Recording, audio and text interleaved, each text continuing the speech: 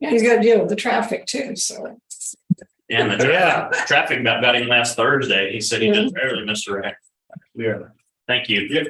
Would that be the traffic of the 20,000 friends that showed up?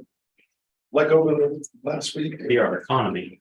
I just thought you were referring to, those young people that flood the city every. Oh, that's kind of traffic, yeah. Where a 10-minute town becomes a 20-minute town. That's in full swing this week. Yep. Ready, commissioners? Yep, it is time. We are live. Okay, good morning. Welcome to the August 14th meeting. Let's stand for the Pledge of Allegiance. I pledge Allegiance to the flag of the United States of America and to the republic for which it stands, one nation, under God, indivisible, with liberty and justice for all.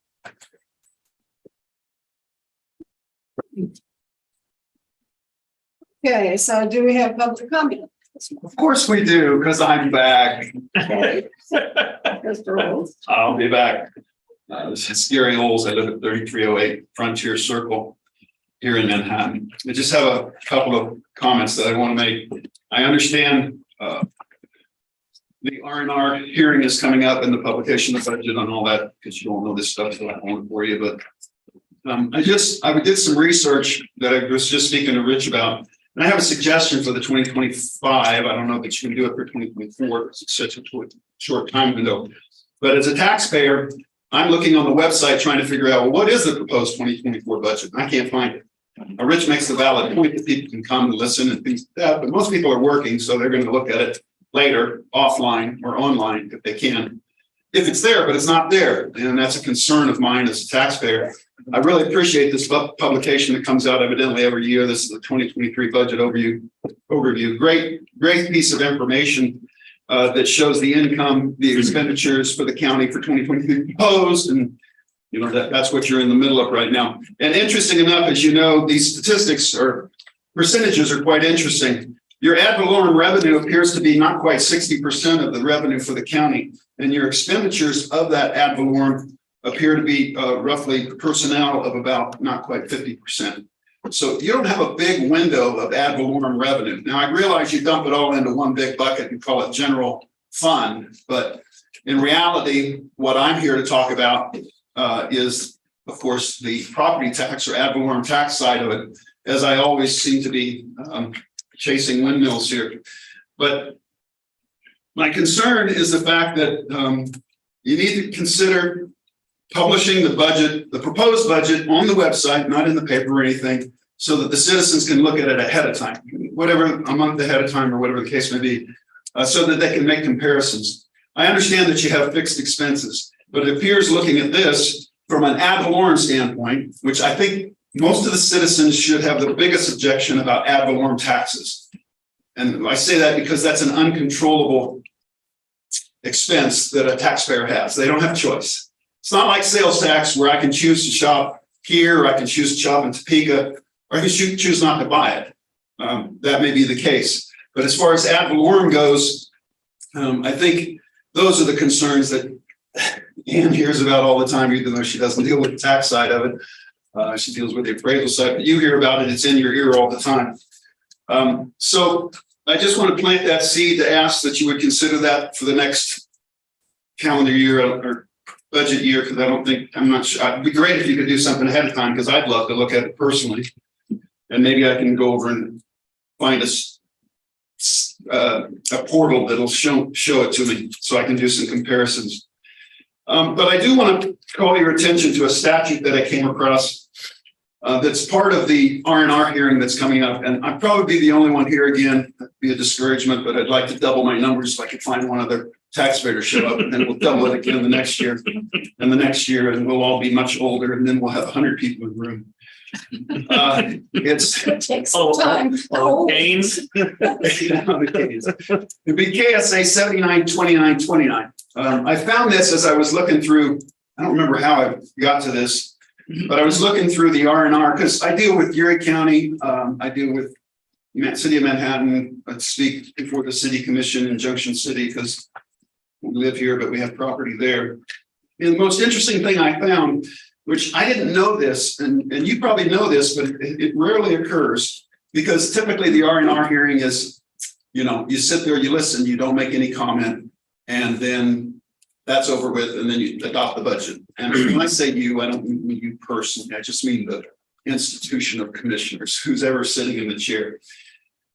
And you might want to review this or have Nancy look at it, but it says, prior to the filing of the adopted budget with the county clerk, the governing body of each taxing and political subdivision or municipality shall meet for the purpose of answering and hearing objections of taxpayers related to the proposed budget.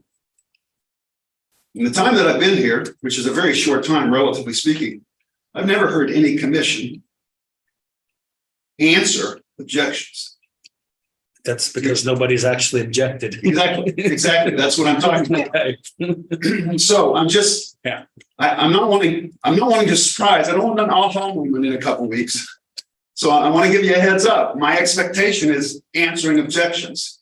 Now, my objections may be pretty, you may see them as pretty petty, but my objections would be more an understanding of why you did this and how. And technically, you probably don't have to answer that, but I would appreciate that when we get to the R&R hearing. I assume I'm going to get 5 minutes when that rolls around. I'm probably almost past my 5 minutes here, so I'll quit ranting. But I just want to point that out to you, and I plan to talk to the City Commission as well.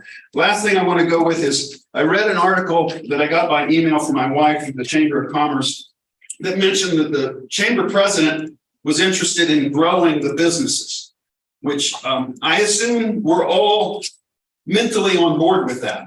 But there's a subtle undercurrent here that I want you to think about. In the time that Rich has been in office, and many of you have lived in the Manhattan area, and Rich lived here long before he was in office, you probably can't name 1 or 2 times where property taxes went down. Maybe you can, but that's a big maybe. So I would agree that it's ideal to increase businesses because you're going to increase property values, assuming they're not abatements or tax exemptions on businesses, because there's going to be more sales tax because there's going to be more people. I understand that.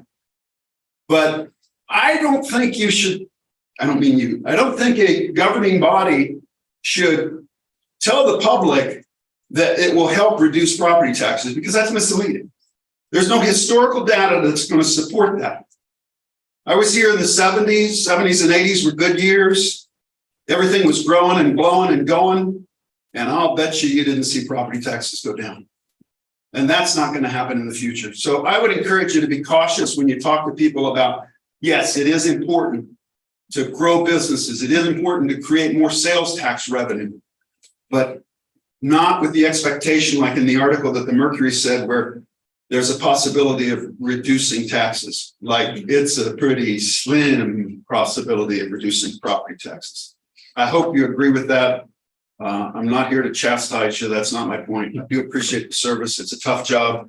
And thank you for your time. Okay, thank you. Do we have any other public comment? Clancy? This time I remembered, I'd like to ask the board to add an executive session to my, actually, it'll probably have to be the last item also. Oh, okay. Yeah, it will need. Okay. Yeah, you're the. I am the last item. Yeah. Okay, I was thinking there was somebody after me. All right, We didn't save the best for last, obviously. that hurts.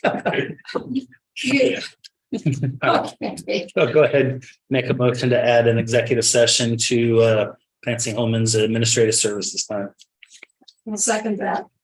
So moved and seconded to add an executive session to Clancy Holman's time. All in favor? Aye. Aye. Thank you, Commissioner. Greg is late today, so he's not, he'll be here. Called in, he'll be late. Okay, so we will go to commission comments. Commissioner Ford. Yeah. Pull those back up so I can remember what I did last week. Thursday afternoon, post meeting, I had lunch at Tallgrass Tap House with Reed Petty from Congressman Mann's office and Tyler Mason from Senator Marshall's office. Sat down to discuss a few items, discussed several bills the senator's working on, including a fentanyl-related bill. So we're going to work on getting some stats from various departments here to move over to the office there, and work that's going on currently in appropriations. Always a battle. Got to remember the farm bill and defense bills are tucked into that. So obviously has a pretty good impact to our area. Also talked about Fort Riley, its economic and critical impacts to the region. And lastly, we discussed some potentials depending on how appropriations go here in the fall for some grant opportunities for several of our county related projects. So we'll see how that works out. Also on Thursday, had our monthly pre-law board meeting at the Riley County Law Enforcement Center.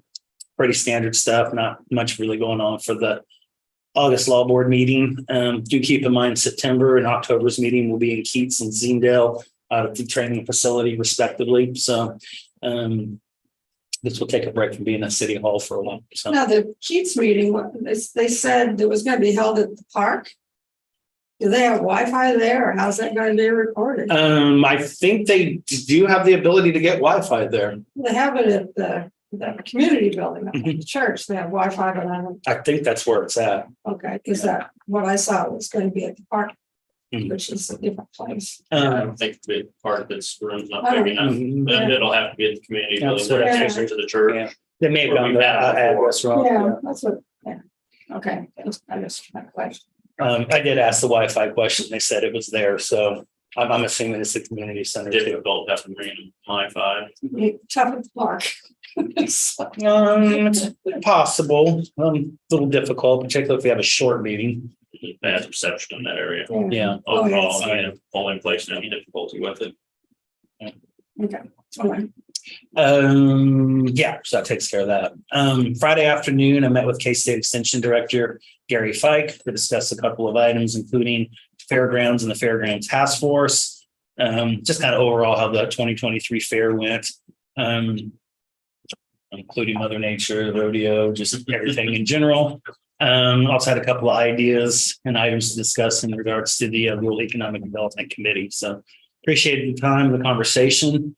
Better to be inside, I guess, talking hot air on Friday than being outside and feeling the hot air. So however you want to put that. Also Friday, late in the afternoon, I met with some members from McAllen Gordon. We're at Rock and K's up on K-State.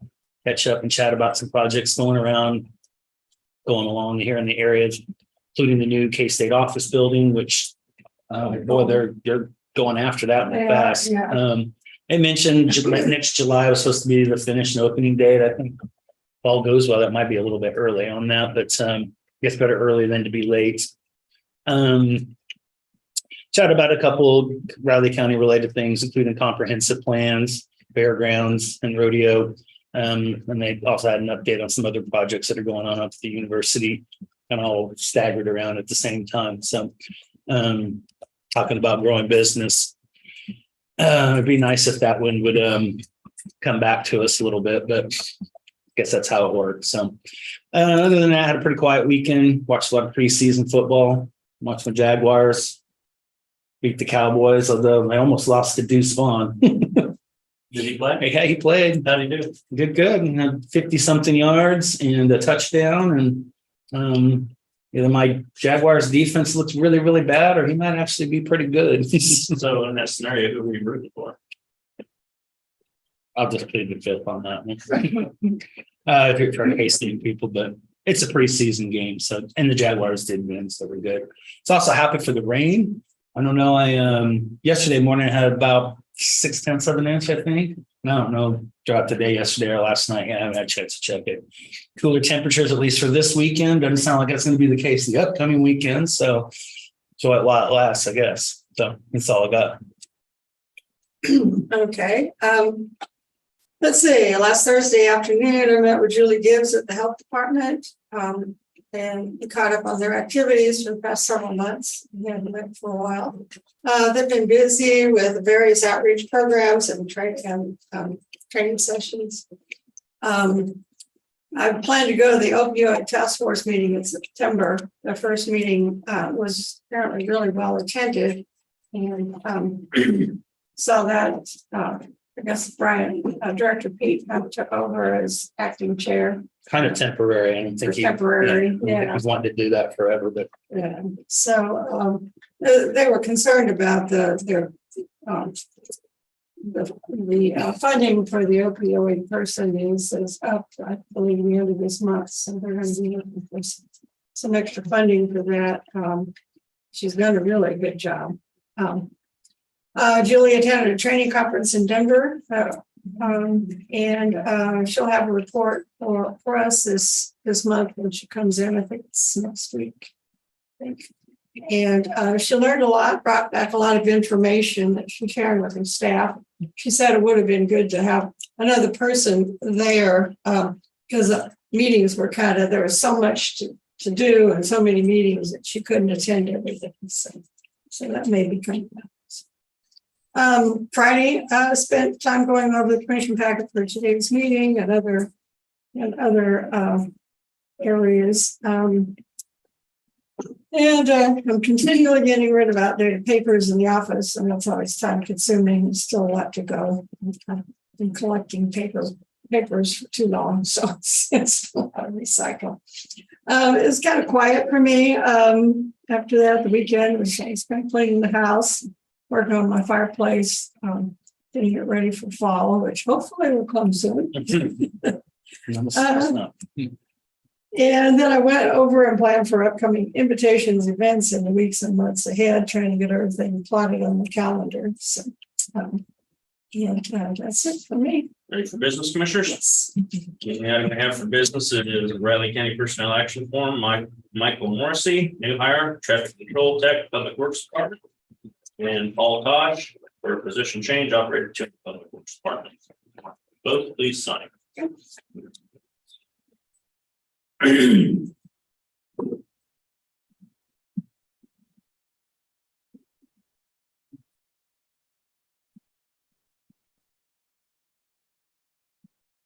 Have a good day, Gary.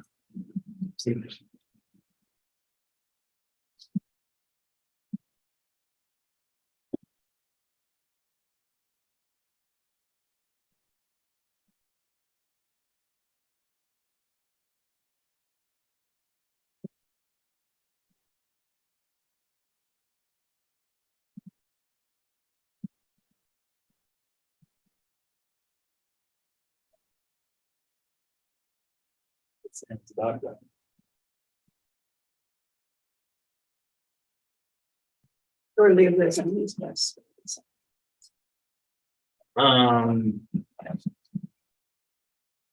I just take them off and make it lost. And I'm not sure if you will. Let's see. Any changes to the minutes, commissioners? Didn't see anything. Go ahead and make a motion to approve the minutes as written from the August 10th meeting of Riley County Commission. I'll second that. Moved and seconded to approve the minutes from the August 10th meeting. All in favor? Aye. Aye. Tentative agendas look okay, commissioners? Yep. Any items for next week's press conference? Don't have anything. If not, I am up next at 9 o'clock on year-to-date budget expenditure reports. 24 is on the side. I don't know, is the 24 proposed budget out on the website? No, it's not. We might want to put that summary page out there. You'll see where all the other stuff is, budget calendar right in there. Okay. The publication, I think it'd be good to put out there. Okay, which one, maybe. Thank you.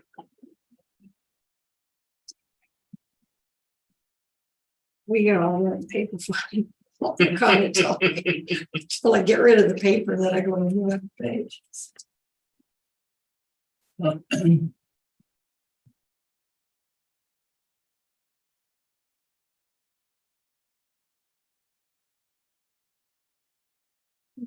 fighting with.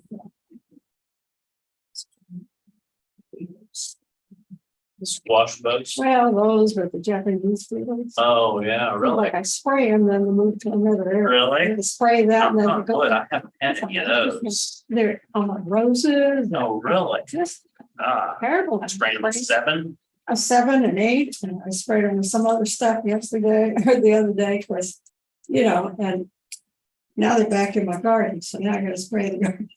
The vegetable. I would work, Bluebill said, oh, well, we've got something called 8, not 7. Huh, never heard of it. Yeah, it's supposedly the same stuff. Oh, really? Those beetles are just awful.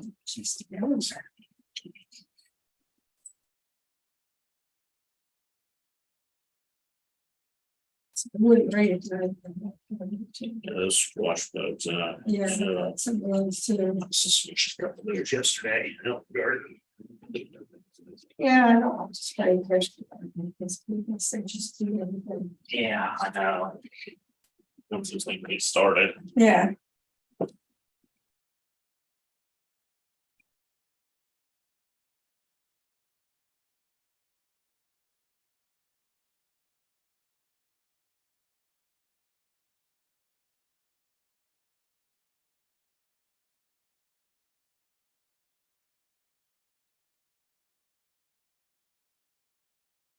I think the Mercury reported that it was Mayor Hassel that talked about reading business, not necessarily the chamber. No, there was Is there another one? yeah, there was a letter came out from the chamber itself. It might be the same Yeah. thing. I don't know, but But, look, business increasing, but you've also got housing problems.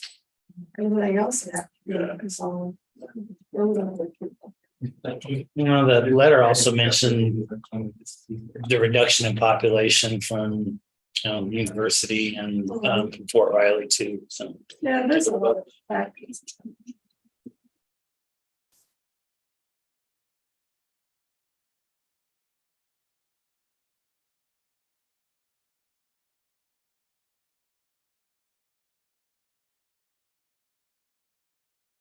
I wonder what the enrollment is going to be. yeah, I think it's going to be up a little bit, maybe. Judging by the traffic. Of course, that's all their friends. That's true. Family help them move in. My lots are full of my haymaker. They were totally full. I drove by 2 dumpsters in between the dorm. They had 2 dumpsters and they were overflowing and stuff all over the sides of the dumpsters too. Like, well, they underestimated on that. Yeah. Looked horrible. They redo it. Well, it wouldn't- A pretty interesting dialogue with the Shawnee County Commissioner on Thursday Oh, in regards to Country Stampede. oh, Yeah, I saw that. Yeah. What do they have? It's going bye-bye from Topeka. Yeah, I know that. Yeah. yeah, I heard about that. They said they keep raising property taxes on them. That's what it said. That was the conversation we had. It's not always what it seems. They probably regret leaving this. Well, it's the development company that owns Heartland that's fighting with the city and the county on it. So Over 2 million in back taxes. Sizable sum. Probably haven't been getting the crowds. That we got. All the events at the racetrack there, I guess, are coming to an end, at least for now too. So, Yeah, I've heard that. Good heavens. Hard to make money that way. mhm. I heard that. I'd say he's working on his way out. What? I'd say that company's probably working on their way to bankruptcy. Yeah. Right. That's kind of my thought. Kind of how that stuff goes. You're not paying your bills and you're not doing anything to increase revenue. There's Yeah. trouble. It's just a simple math equation. Simple. Everybody has struggled trying to keep that park open. Yeah.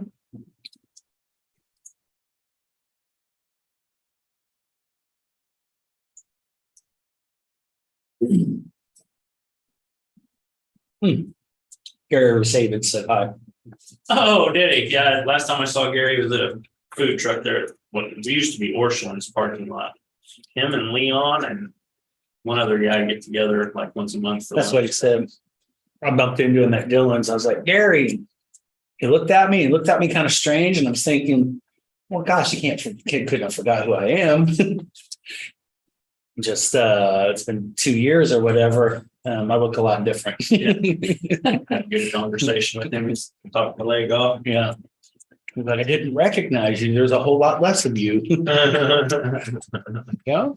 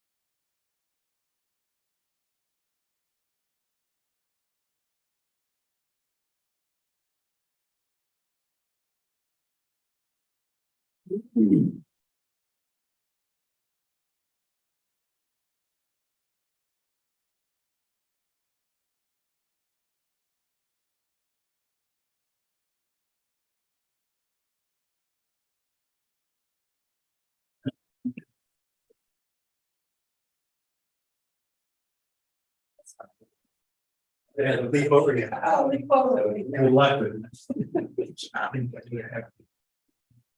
Like seeing that.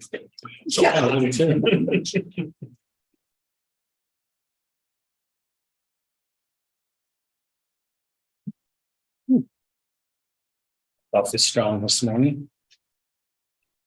Compared to what? It's actually a pay cut too.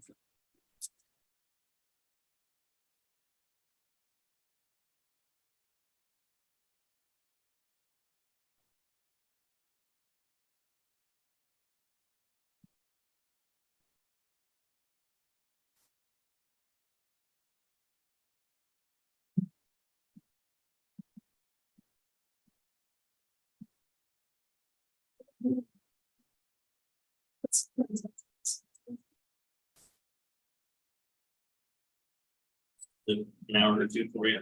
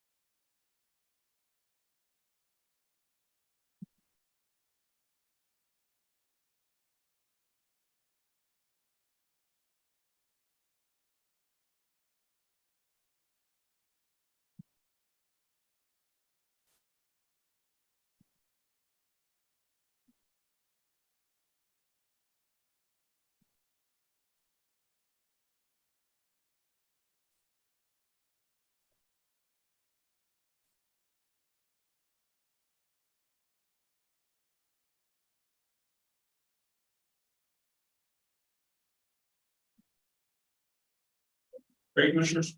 Good morning, Commissioner Rich Barber, Valley County Clerk.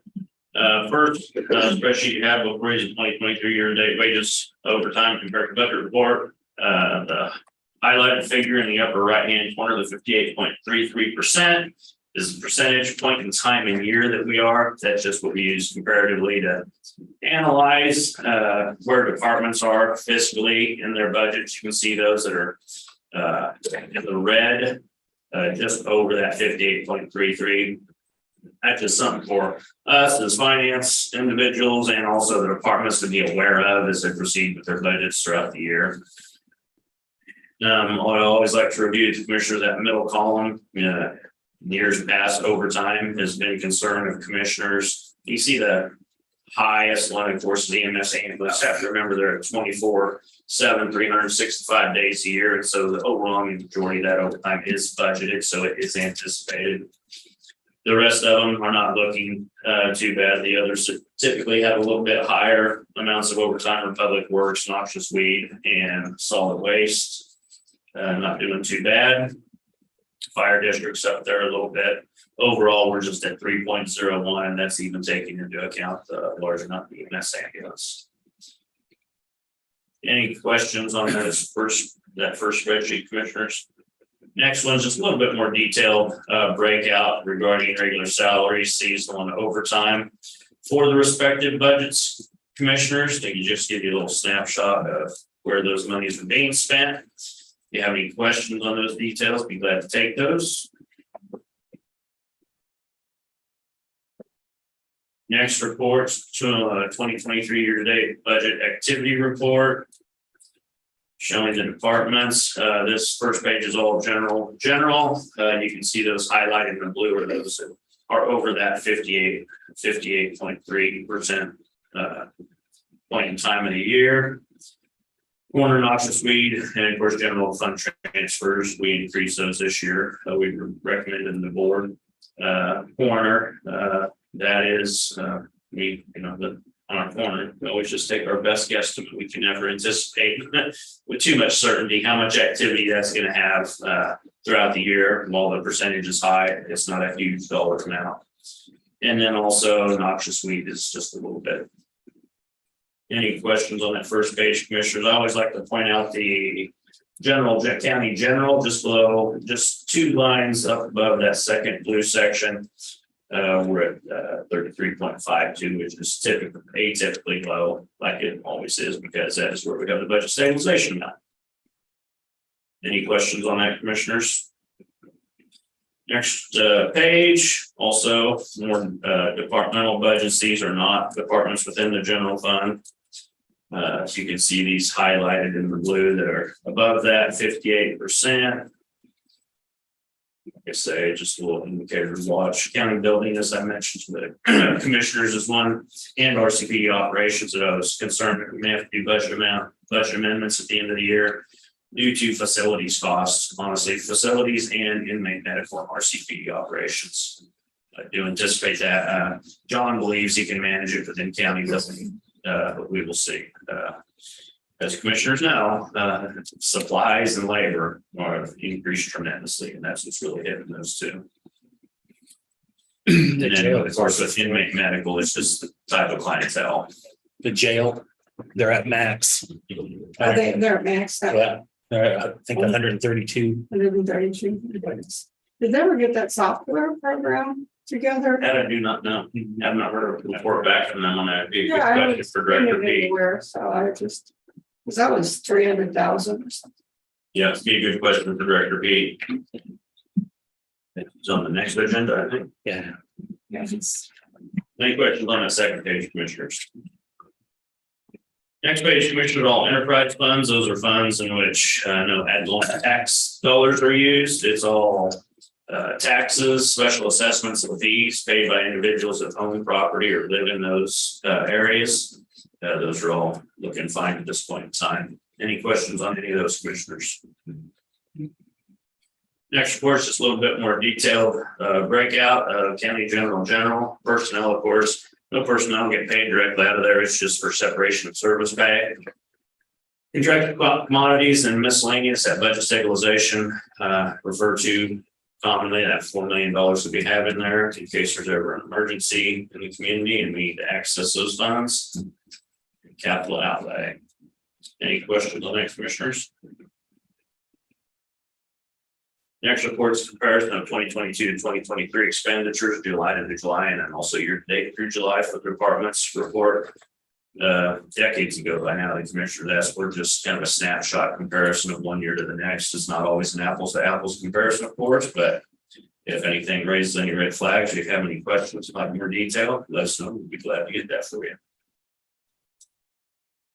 RCP expenses paid by Riley County.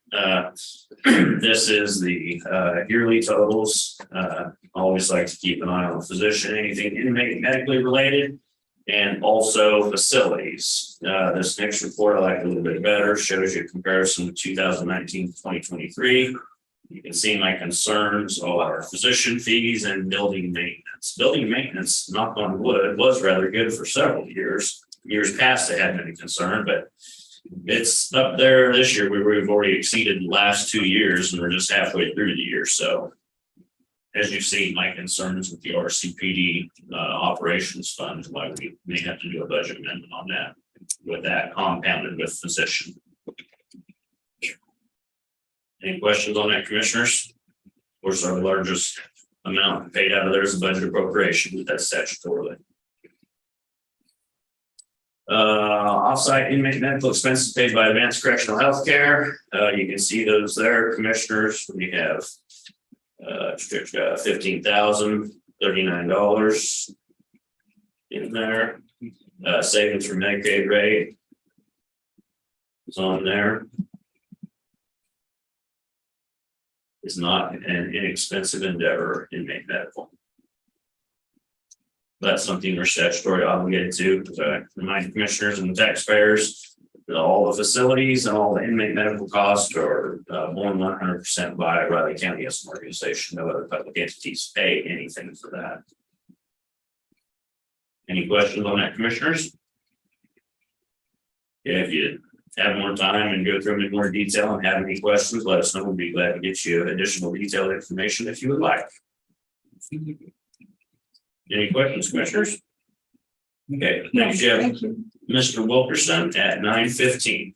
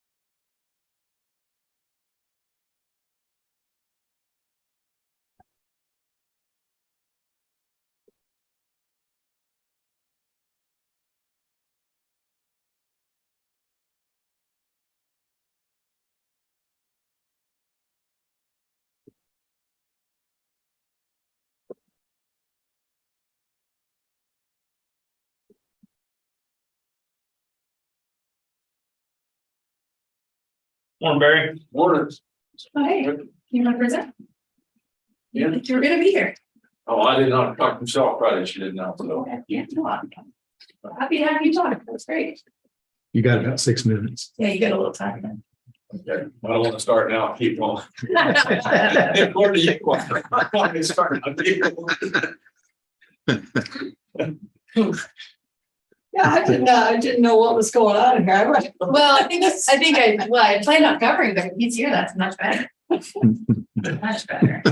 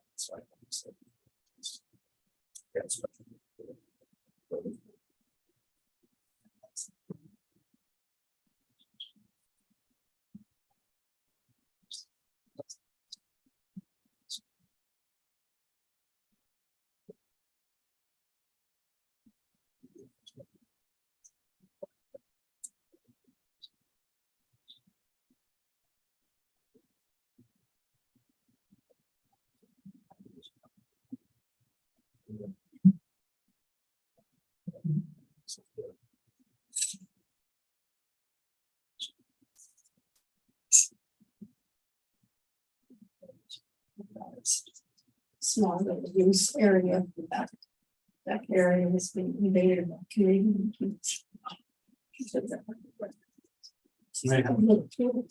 Oh, really? That's cool. You're gonna have to get a bigger pool. That's funny. Got some free extra waterfowl, huh? Where's the fox when you need it? They're cool. Yeah. I don't know. These can be pretty aggressive though. Well, that's true, yeah. I had a dog that wants to chase up. You figure it out. Jeez.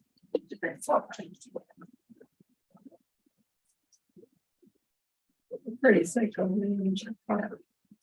Oh, yeah. Over there.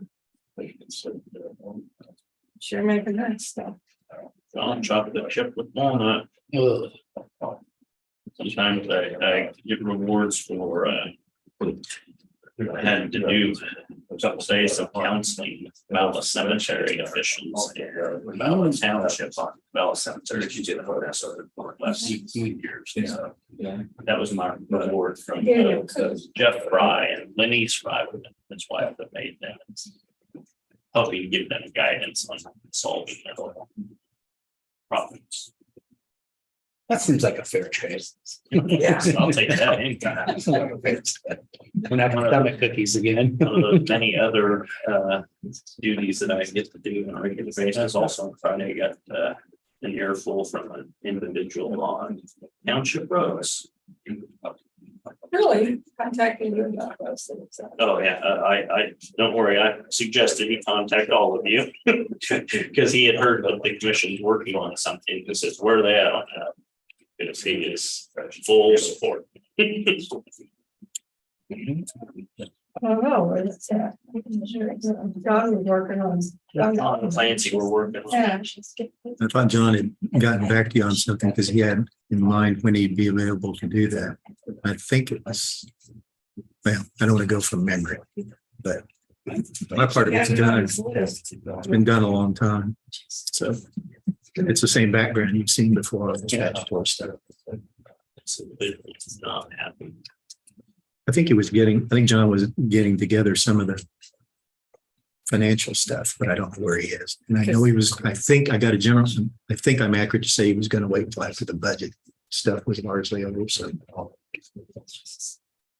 Got to increase some staff quite a bit to do that. some of it. So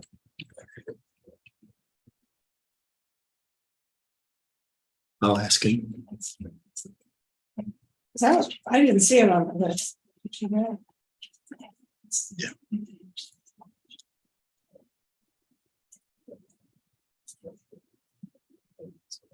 Back, I'll just say it.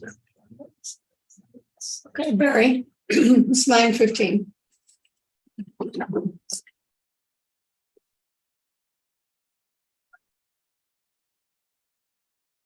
Commission, Dirk Oki. This, we had a employee who last Monday announced that she would be leaving. And she's going back to finish her education. She will be doing that full time. And so this is the person who sits at our, front desk and takes the initial phone calls, enters reports. It's important, critical position that we have filled. So it's obviously budgeted, and I would just ask that we be allowed to fill that administrative assistant one position, so we can start advertising.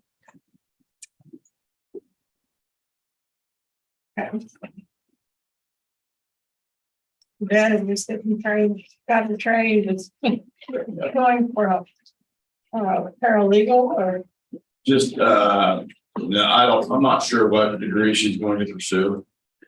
I'm gonna say maybe she can come back.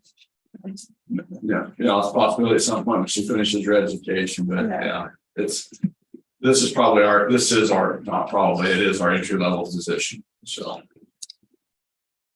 In our office. Any questions? Nope. Go ahead and move to approve the request to fill the administrative assistance one position in the county attorney's office. I'd second that. It's been moved and seconded to approve the request to fill the administrative one position in the county attorney's office. All in favor? Aye. Thank you very much. Please sign. Thank you, Barry. I need to sign in here, am I good? You're good. All right, thank you.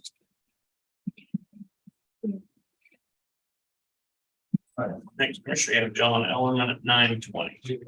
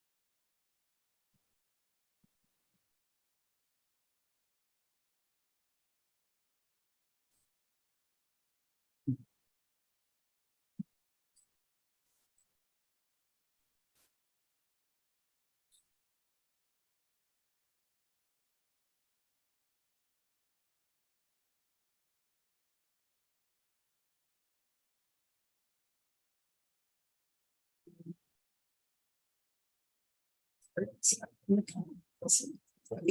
there anything? That's what they're checking. Any comments?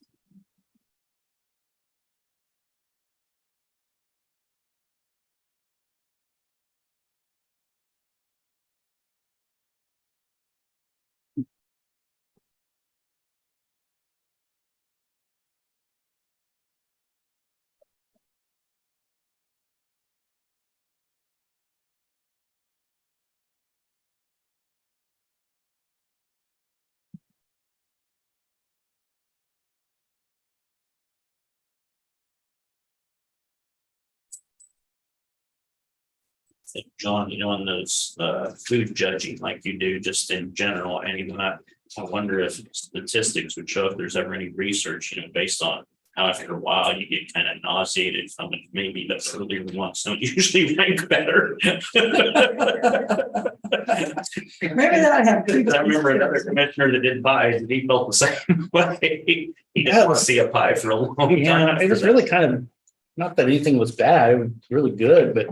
No, agreed. Yeah, it was a sugar You rush. just had so much. My body's just not used to that anymore, but. Yeah, maybe they should get a couple more people to do that and kind of rotate. I have to drink water or something. Oh, we You did, do. we did. Yeah. Ready, commissioners? Yes. Good morning, Commissioners. John Ellerman, Public Works. And this morning I'm here to ask to refill or advertise to refill a mechanic 2 position. I've asked. Yep. We had an operator or the mechanic, he went and took the operator position at the transfer station. So that leaves us hoping they're done the job. With some of the equipment, we're starting to work on a little bit more of our own equipment instead of farming it off. We could really use the replacement, so budgeted position.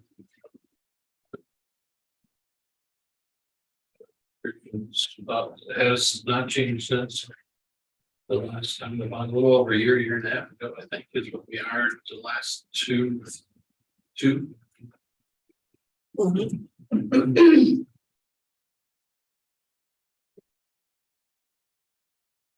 Any questions?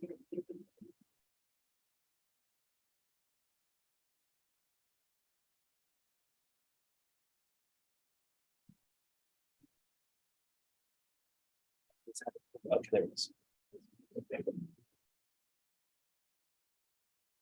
Go ahead and make a motion to approve the Public Works Department to refill the open mechanics technician 2 position.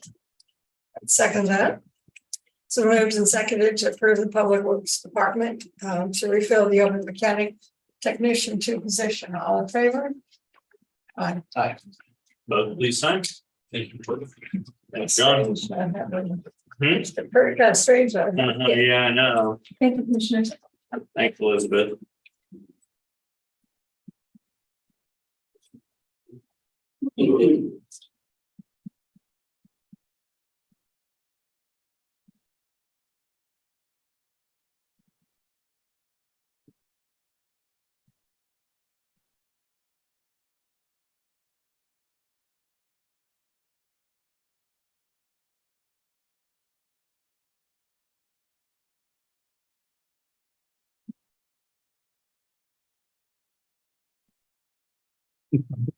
No, it doesn't. Commissioner, you have a press conference, 9:30.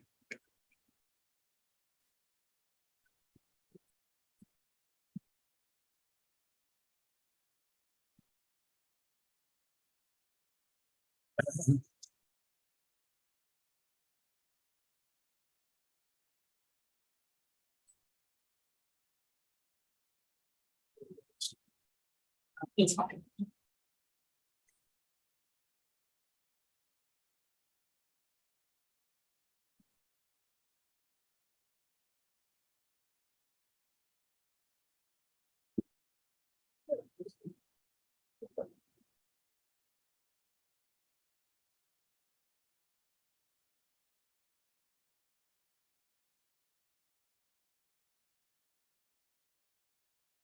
Cardinals win yesterday. I have no idea. Well, they got beat up pretty bad Friday night. Yeah, my little nephew, he had a good time texting me.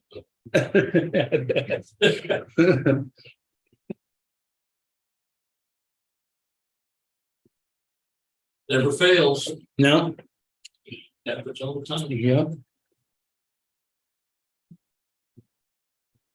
Happened in the fall of '85.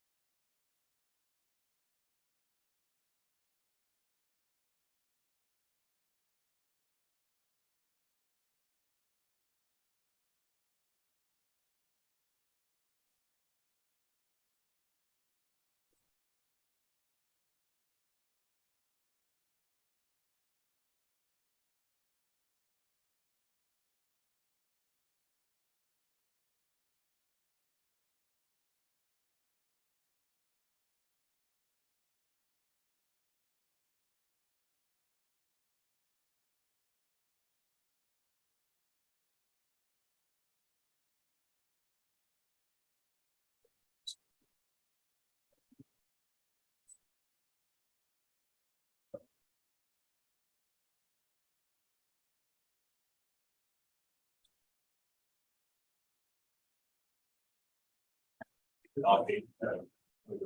Good deal. Not bad. Not bad.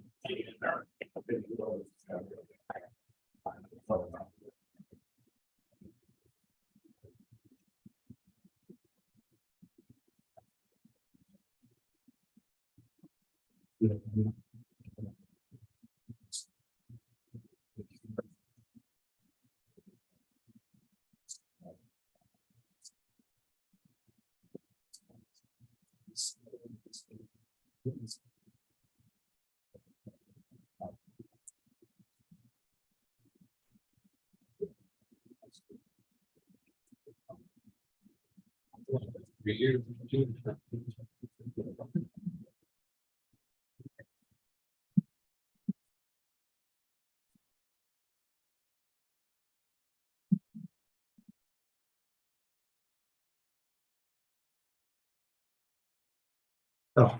It's almost big enough for me to read it. It's space. It helps within that, again, a magnifying. Man. Where's- He's for the. This, you know, what we're looking. Okay. This is that, This is the one. Yeah. And you have time I'm looking, doing more research on this one? Okay, but that's a new thing. That's not part of it. it's at the end of that. Yeah. It's in that next section, I'm not sure. Yeah, you have 5 minutes to do that. That's when you go back. Fix this out. You got something on press time for this. Yeah, we didn't do session. Yeah. It's in there. It'll be. I don't know, 10 on 5 or so. It is. Hey, John. Good morning again, John Elligan, Public Works. Just to let you know that we will be doing some pavement repair. Basically remove and replace the asphalt on the Seafield Park Playground parking lot. Beginning Monday or August 21st. And should be open up by Friday the 25th, weather permitting. Thank you. Thank you.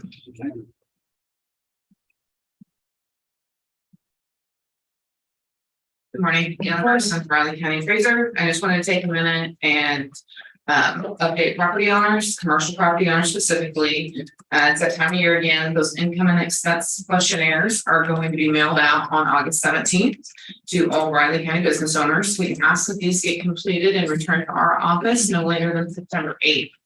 The information that's going to be received in the survey will be maintained confidential in accordance with the Kansas law and the standards of professional appraisal practice. And to clarify and address any concerns with how this information is used, it will not be used to specifically value the properties for which the information is provided, but it will be used in conjunction with data on other similar properties to calibrate the models. This information is vital in establishing typical rents, typical occupancy and expense rates as they exist currently for Riley County commercial property. This is going to be for properties such as retail, office, and multifamily, and getting this information from our local businesses helps to ensure the values we're setting reflect the market conditions exclusive to Riley County. The questionnaire can also be downloaded from our website. In the event you happen to misplace it or need an additional copy, that will all be made available on August 17th. So thank you. Thank you. Thanks, Commissioners. You have John Ellen up at 9:35.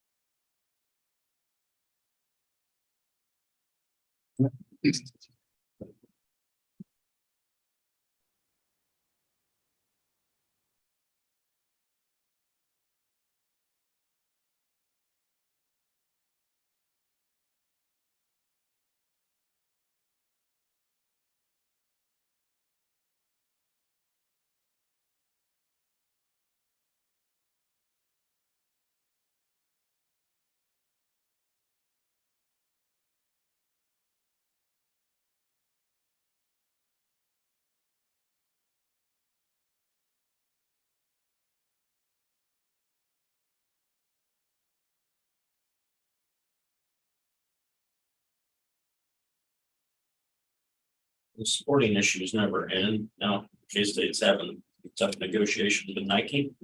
Yeah, Oh, really? yeah.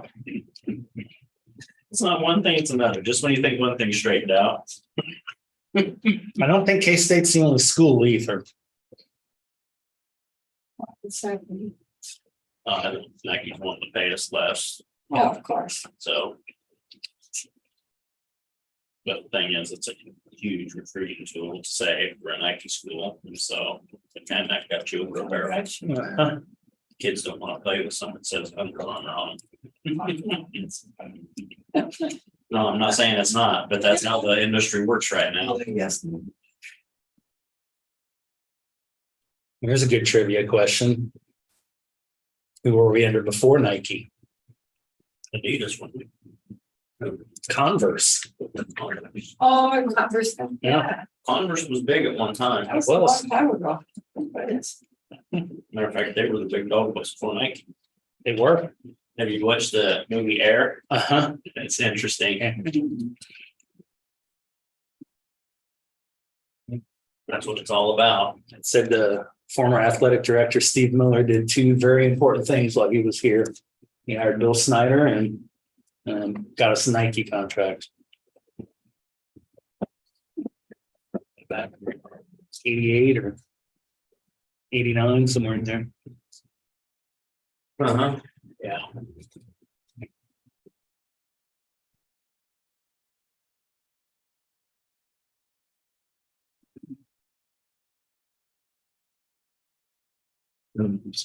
I did. Okay.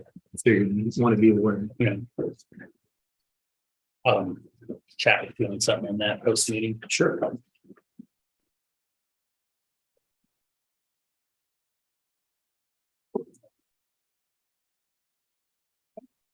Working again. My monthly project update. Go. I think we're still, Amanda's been up to, you keeping a track on Keats.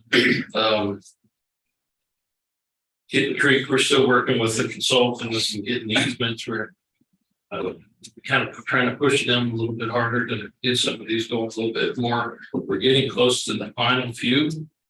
Been in contact with Bartlett West on the Lakewood Mills Bridge. We've got bid documents. We're trying to set up a bid date. I think we're okay or getting close if we haven't on the right of way and easements. Fancy Creek Bridge, we're just looking to set up a bid date right now. To get it advertised out in time to bid. And hopefully I think Evan was hoping to do that by October, November. And that'll get us one or two or both of those culverts right near completion. We have to start Fancy Creek. Hopefully the bid on contract will start.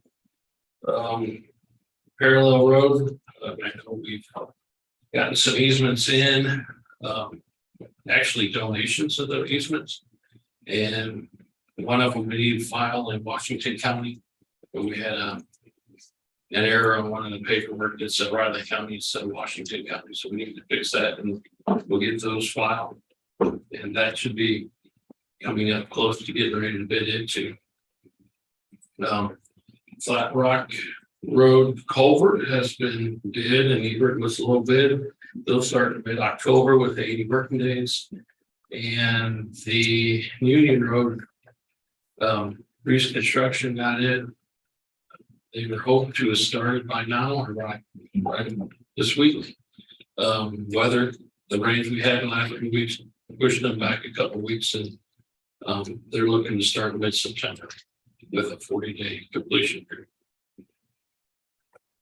So been working with Vanish on a proposal for the Marlat Road improvement from Denison through Browning and then a piece tied with the city, to partner with the city to go from Browning to Setshaw. The city's looking at or trying to, they need to talk to their administration about funding and how far they want to go about doing that project.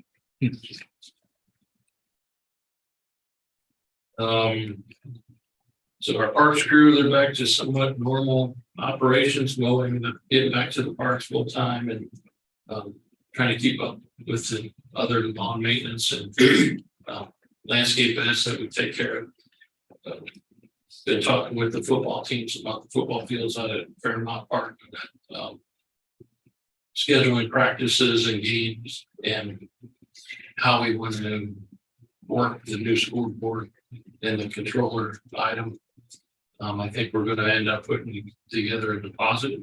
It's a $1,300 controller.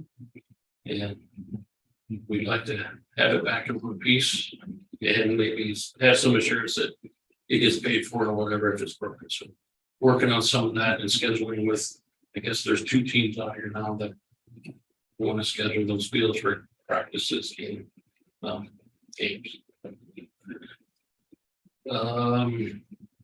Operations crew, we were out sweeping chip sealed roads the other day and had the striper came in and painted as many as they could up into the overlay project roads, which will be back and it'll come back later in October, November.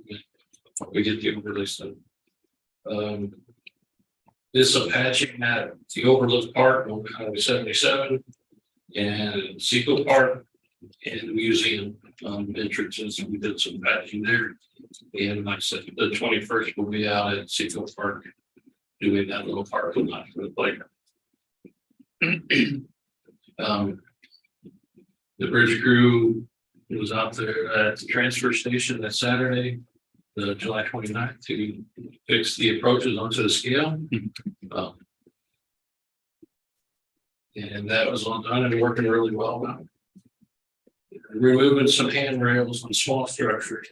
Those are less than 20-foot long structures. They're kind of low that they would remove some of the metal handrails off of. They get hung up or damaged and don't do really much any good. You did some of that on Rose Hill, Nacita, Pleasant Hill, and Anderson Road, some of those culverts. Grab the crews out grading and cleaning ditches. We installed a few culverts around different places and chip seal. All the chip seal roads have now been completed.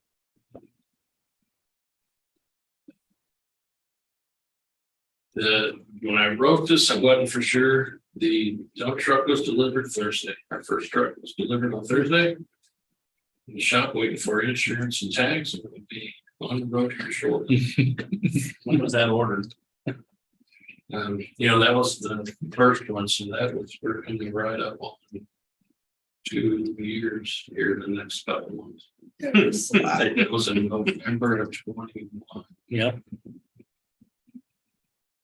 Did we get a brand new 21 or did we get a 23? I think we got a 23, if not a 24, a 23. The other two are should be right pretty close behind it.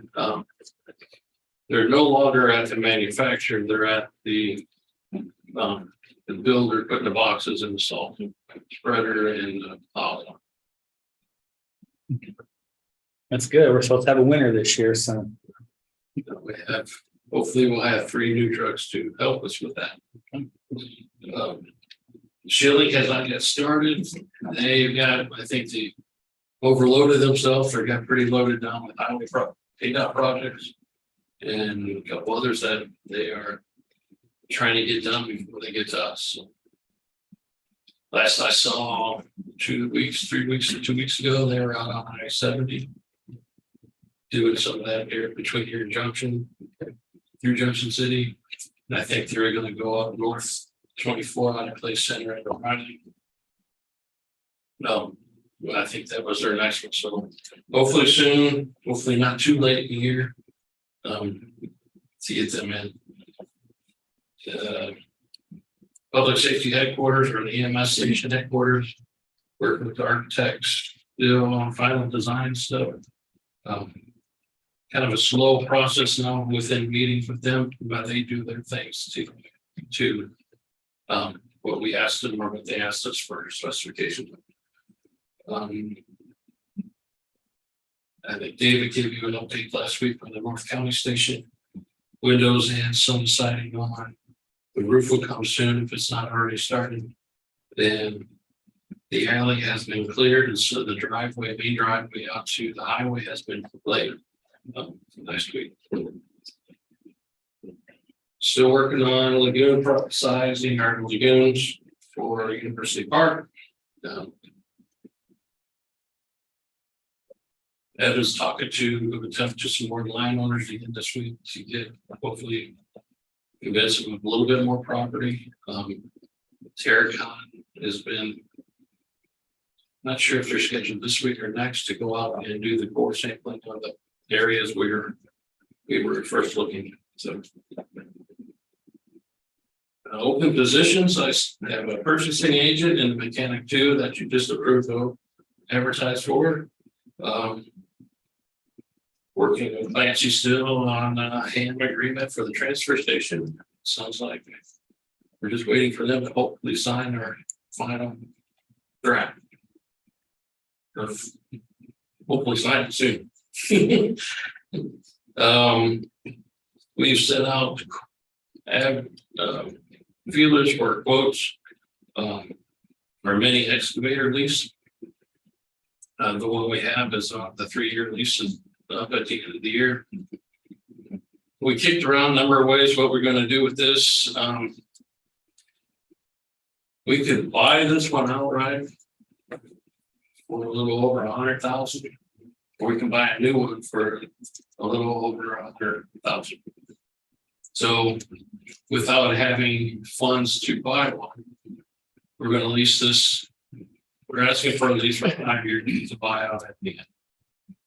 That gives us time to see what 5 years another new piece of equipment, how well we use it, and give us a balloon payment here at the end of that 5 years if we decide to go that way, or work that into CIP or some other funding to buy it up one outright. And I think that's the way we're going to have to start looking at some of these right now. Not guaranteeing delivery or even leases are. If the leases are still any good, I mean, to do. So we've been looking around with those for our mini skid steer loaders and this mini excavator. Not sure what the best, but we'll evaluate each one as they come up. Wanted to ask about the CASA room, the space upstairs in CASA. I've had some. I guess so. I've been asked a couple of times whether we are going to clean that up or what we're going to do with that. If you're okay with that, we'll find the owners of the desk. I think that's the courts own the desks and see how they want to handle those. And the other pile of stuff over there to just go through and put what's useful, any option. Because I was thinking that the district court they were done this, they had passed around, months ago, people wanted them and they were saying, they told me that probably everything that's there would go in the auction. Okay. Well, we'll make sure. Probably better check. Yeah, we'll check before we do anything with it that we shouldn't be, and then have to look for them when they're gone. So yeah, we'll make sure whose inventory they're on, and then accordingly. Some of the other stuff I don't think was ever inventory. It was just stuff in they the hallway. accumulated Have you talked to Corey on the desks. on everything? Corey did a lot of work on that, I know, and had a pretty good handle on whose was what and stuff. So We just might want to touch base with him, maybe a little work. All the computer starts.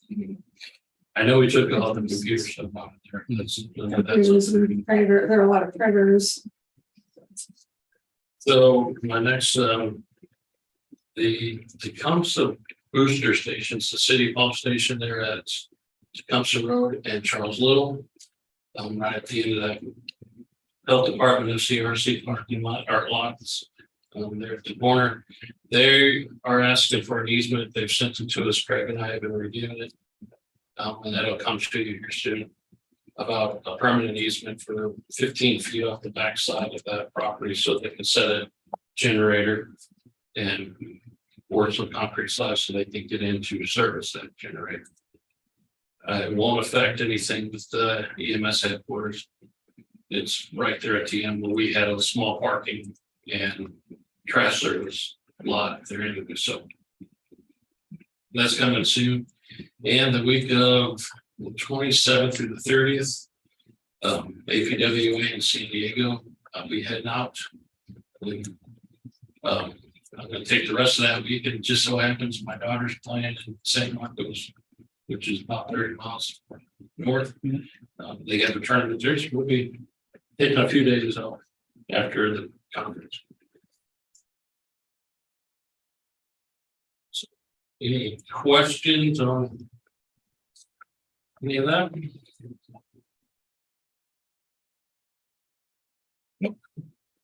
Yes. I've got an earful from a township resident regarding township roads and township road governance, so. Wondering what the status was of your work on that. It's slow, but I'm still working. I got something I had put together, then sidetracked the last couple of weeks, so. Yeah, I do plan on getting back to it and do something. It may not be August anymore. This individual had heard that the county was working on something, so. I don't know if I'm working on anything other than information for the commission. Not planning. This individual was all in favor of that option. I'm sure there may be. Yeah.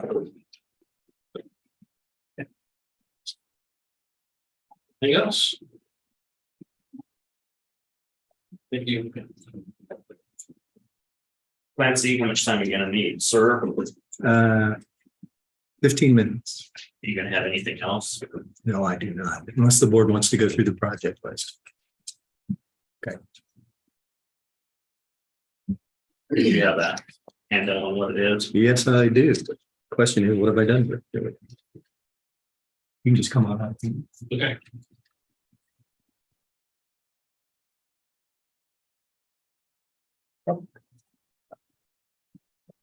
Say 15 minutes? Yes, you can delete gray. Yeah, it's instead of coming. Thank you. Okay. I'm gonna move the county commission, including Chairwoman Boki, Vice Chairman Ford, recess into executive session of potential litigation for the purpose of consultation with Clancy Holman, County Counselor, attorney for the commission, which will be deemed privileged in the attorney-client relationship, an exception to the Kansas Open Meetings Act, and the open meeting to resume in the commission chamber at Yeah, there's 10:05 an executive session right now. Okay, Okay, thanks. I'll second that. It's been moved and seconded to, See. Didn't even think of it. for the board to recess into executive session for 15 minutes until 10:05. All in favor? Aye. Aye.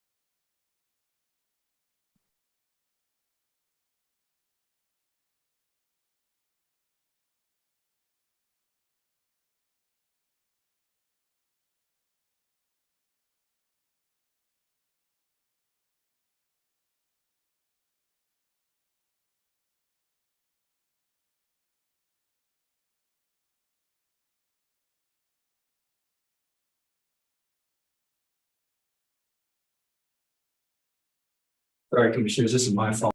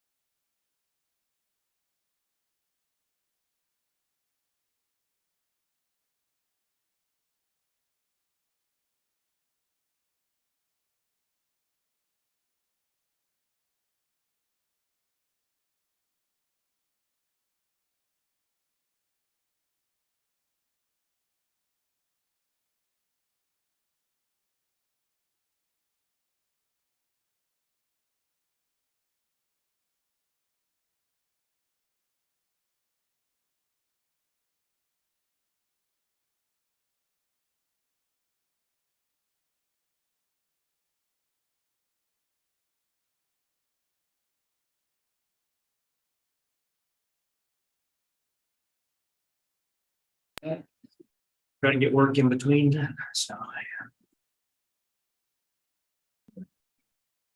Thank you. Okay, and I'll go ahead and move that the Board of County Commissioners come out of executive session. I'd second that. It's been moved and seconded that the board come out of executive session. All in favor? I Aye. also move that the record reflect action shall be taken consistent with the consensus reached in executive session. I'll second that. It's been moved and seconded that the board reached consensus during the executive session. All in favor? Aye. Aye. I had that memorized. It's a Monday.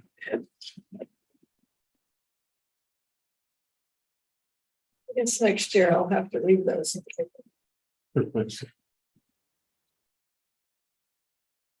God's been doing it for a long time.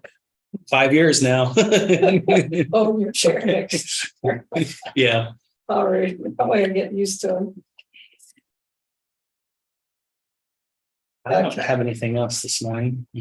We'll be back at noon, right? Noon, county officials. Yep. Yep, Do we want to? just recess until then. Okay. Oh, actually, it'd be nice to adjourn because then That's I'm what I trying to thought. hurt Yeah. is. So I'll go ahead and make a motion that we adjourn post county officials luncheon this afternoon. Okay, I'd second that. It's been moved and seconded to adjourn after the county officials luncheon. So, all in favor? Aye. Aye. You want to talk? Yeah, just real briefly here.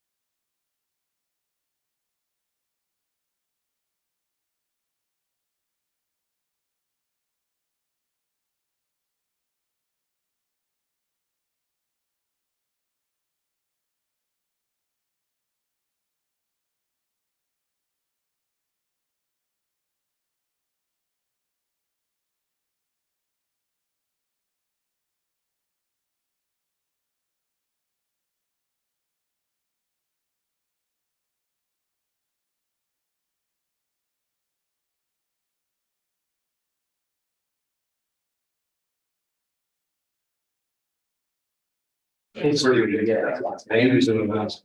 I don't know how big they'll go. I didn't. I think maybe you can. Probably $20 a shot. The ones that were listed, you know, the normal stuff, 45, and then you'll get. You've got to pay 75 grand per $275. You can. We are live in public, Colorado Springs, so everybody knows. You're back live in public, stream YouTube. And then he's got, what we've seen.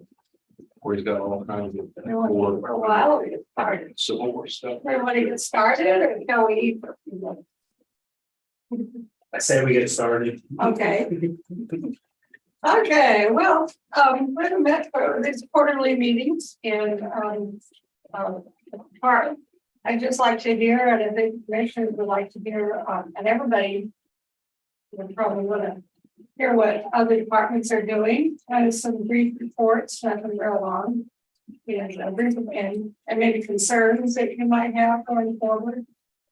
You can help me over with. Who wants to start? Working with, moving forward on the stations, the North County station, the spray foam is up, some of the insulation in the ceiling is up. It's been shingled. Still moving forward. So, I still have the end of September. I would say probably October 1st is kind of what I'm thinking now. But there's still a long way to go, and it's a, you know, their date is stuck on the 22nd, 5 weeks away. So, and working, get ready for football for standby season. So that's a big chore. So, Dan Pete's looking for a new home, Dave. Going in on that. well, we're watching closely. So, but our staff are excited. They'd love to have it back. Our staff enjoyed it. That's a pretty good time, I recall. Yeah. So, but Maybe not recall.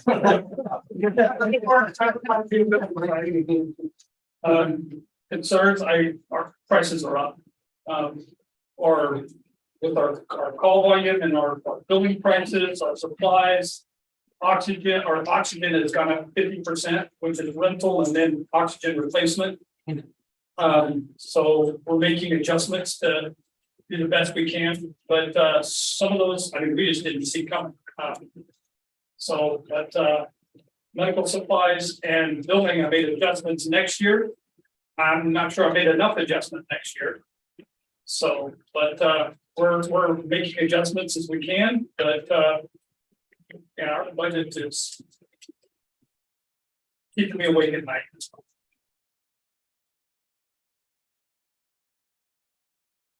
Okay, I was just thinking, we don't have anything exciting going on in our office, it's the same old, same old. You want some? No. yeah, we can share, right? Working on training our 2 newest employees. And just working on projects as we're kind of up and down in our busy slow time right now. We'll be really busy for a couple of days and then it just drops off. And then about the time I think, well, maybe we're going to slow down for a little this year, they'll come back in. So just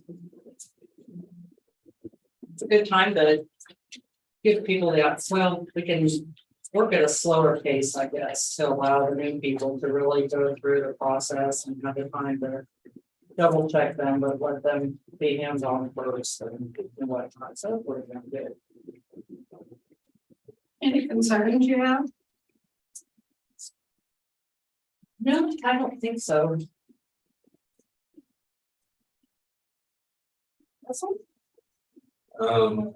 Luckily, we're in our not as busy time of the year. We're getting just enough rain and we aren't having a lot of grass fires and haven't had too many hay field fires and had a couple of house fires and normal car wreck here or there, but.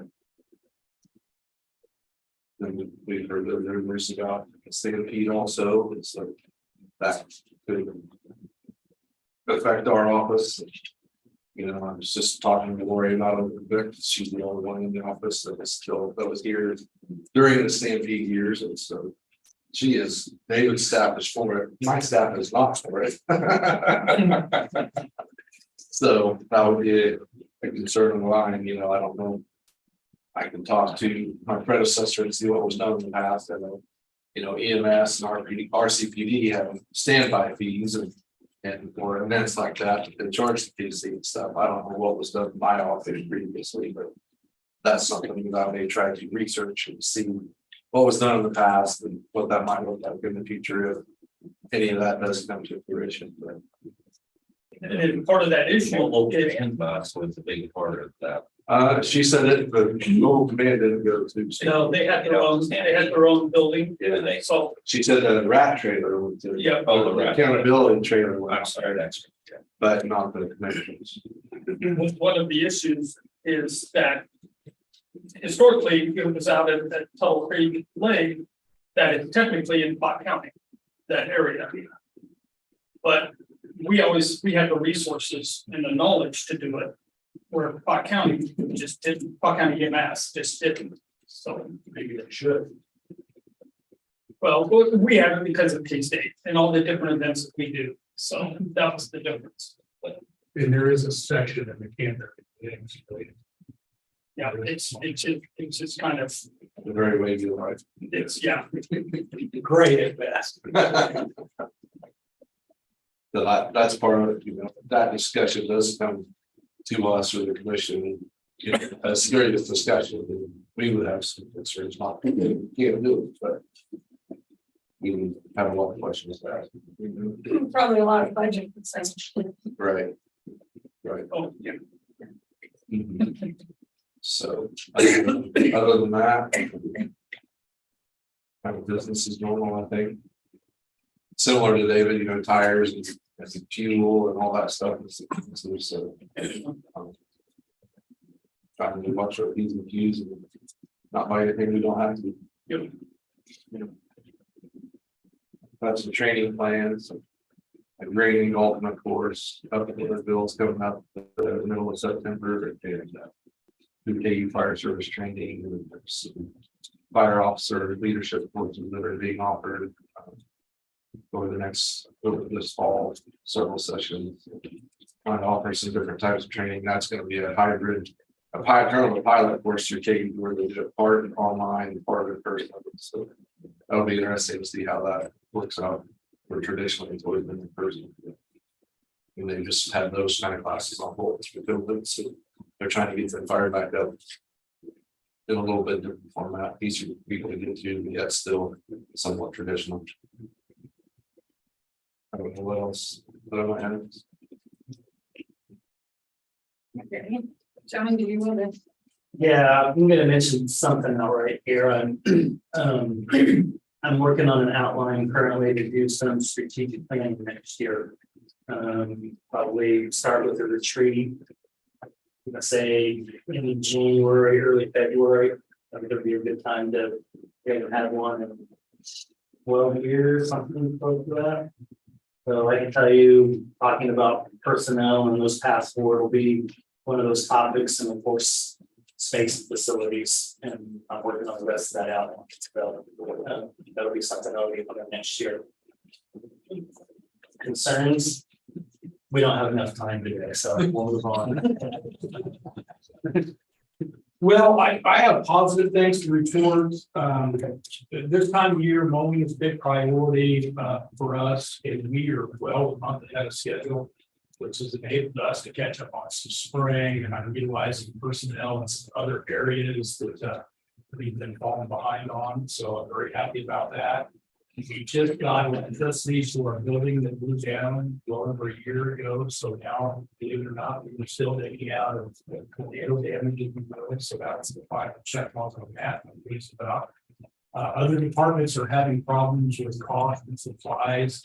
We are very tied into the ag industry, and I'm very pleased that it turned out that a lot of things are plummeting. Herbicides are taking a nosedive, fertilizers are taking a nosedive. With the only exception of our beloved diesel fuel is still remaining. It's like, oh gosh, just time. We have to brakes on that. But on our supply chain issues, a lot of things that we spend our money on, that the being department is really stabilized and not only stabilized, but many people can't say that they've seen stabilization and then going down. That's been a real rarity. I mean, we're happy to say that herbicide at least is doing that. The only thing on the concern side of things, John and I have talked about maybe if the county makes decisions like on kind of option, just talking about what that may look like and resources available, and ensuring that we educate the commissioners as best we can about resources. So, and I think those conversations have been going well. Quite a bit, if not all of it. So I wouldn't really say that's a concern so much. What we're going to adapt in the direction we go, but just something that making sure that we have our ducks in a row, so to speak. Really selling ourselves short, but not being over, aggressive and saying that we need so much clear. I think the time happy. So please report for everything. One thing I forgot is we did get the dirt work done in Ashland in the fire station. And so we should be coming to the commission here in the next couple of weeks with permission to rebuild that fire station. And then once we get the agreement done with University Park on the station land swap, it will get the dirt work done up there with the presumption that we would go to the next year sometime for the fire station up there. But go ahead and do the dirt work done this year once we get the paperwork.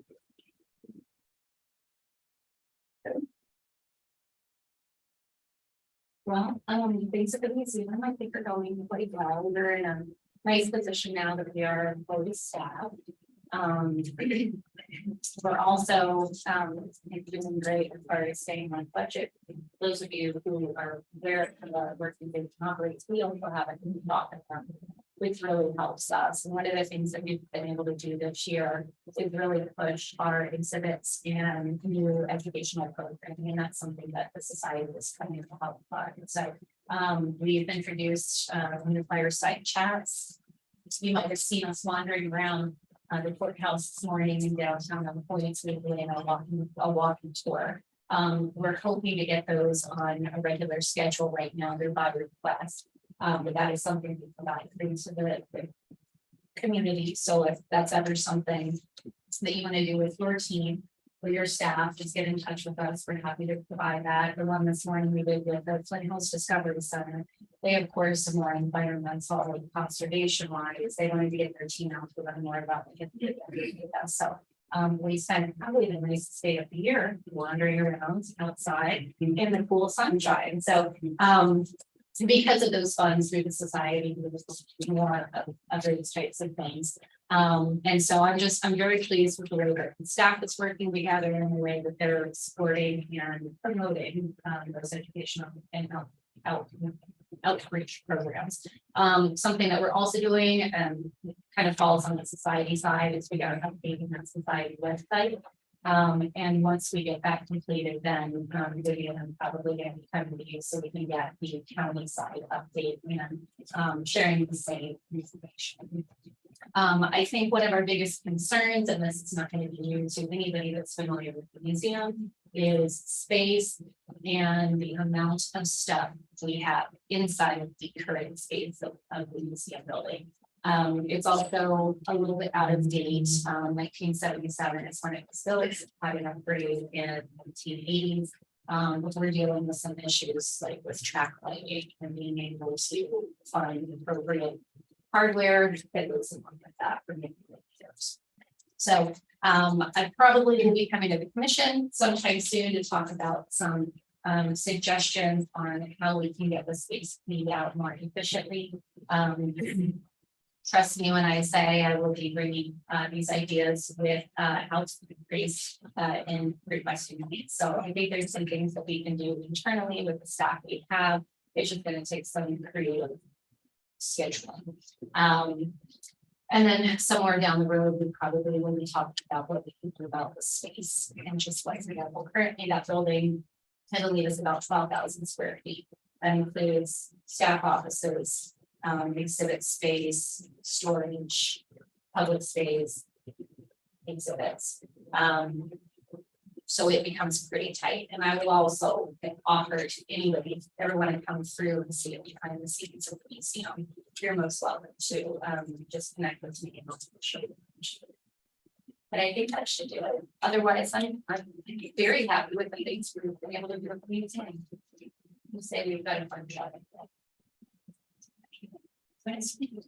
Okay, first of all, I'd like to notify you of a couple upcoming parties. We've got 2 retirements in the department. Jill Sleeton is going to be retiring this month, August 31st will be her last day. So there will be a reception for the department with assistance from others who've been put on in this room from 3 to 5. Haven't figured out yet whether we'll actually start at 3 or we need 3 to set it up and figure that out. Might mark that day. I'm not sure. There are plenty of you that may want to swing by and say, oh, there will be cake. There might be something to drink. The 31st. It is a Thursday. That's the last day. And it's that night, one of the small cities. And that it's a coming effect. That's why we're trying to start. Then the second. Deputy County Councilor Curry Cox is going to retire on September 29th. That is a Friday. It's a different time. It will be from 1 that afternoon to 4 p.m. It too will be here. It too will involve cake. And certainly everybody's welcome to attend. You might leverage staffs because there may be connections there with both these long-term employees at a time maybe you don't have and you're not aware, and you don't want to surprise people. Vivian's been a real good scout in helping out. And I know she's conducted 1 interview with 1 retiree and going to do another one. So there'll be some fodder there for the announcements that go out.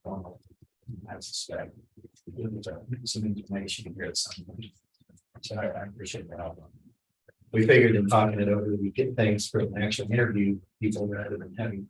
There's nothing worse than trying to write down your own accomplishments or your own experience. You get it coming out if you have a good interview. So I guess pressure's on. Those 2 things are coming up. And probably the most, they're bittersweet because we don't want to see either person leave. But we definitely are very happy that they reached the point of careers. Go ahead and maybe do something together.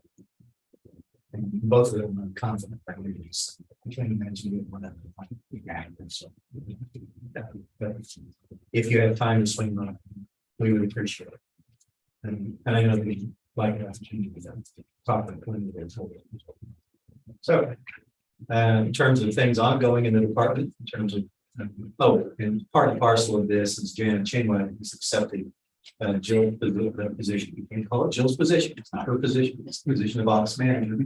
We had very good applicants, and Jana won out based on her experience and knowledge, training, background. Very glad she's taken that position on. We're doing kind of an overlap thing like we did with deputy positions in terms of we'll have 2 office managers very briefly, making sure all that knowledge transfer gets done, keep things moving smoothly. Contemporaneously with that, we opened up the position in Janice, not Janice, the legal assistant position. I'm trying to learn that. That position has been opened up and we've got some very good applicants. And I'm confident that somebody very talented in that position. We can see how that goes. So good news and bad news. So like the losing, I think we're going to have a very good future with those people who fill these positions. Ongoing work. Just today, I got back a contract from the operator of the transfer station John Kellerman and Kevin McMillan have been key in months and months of discussions on that. And one of the primary drivers of the length of time it took to get this contract in place was the dreaded lithium-ion batteries. I say that only somewhat joking because you've all probably read and I've seen on television the kind of concerns that are being raised by both electric vehicles and the thousands of things that have, besides electric vehicles, that have lithium-ion batteries as part of their internal components. They can be, in the right conditions, very flammable and very hard to put out once they become engulfed in the batteries. So that was a real concern, has been, will remain a concern of anyone operating the transfer station. But based on information, I said the key to the negotiations were both John and Evan, but also information from another two departments, Amanda's and learning the solid waste committee and their work on reducing within Riley County's waste stream. Another term I've become sickeningly familiar with. There is such a thing as a waste stream, but part of that is to show part of what enabled us to come to an agreement in this text was the work that Amanda did in the solid waste committee and the work that Mike Bowler did in terms of documenting the actual reduction in lithium-ion batteries in our waste stream that's happened in this time. Because of steps Amanda, the solid waste committee, and Mike have taken to document. I will tell you both, we're going to continue to need that. Can we turn to this agreement, please? We need that kind of information because I think it really is, it's nice to go into a negotiation with actual facts about, what are we really doing as the controller of the waste stream, at least in the view of the operator. We had a difference in opinion over a period of time. We could have had the best opportunity to reduce that because it's interesting.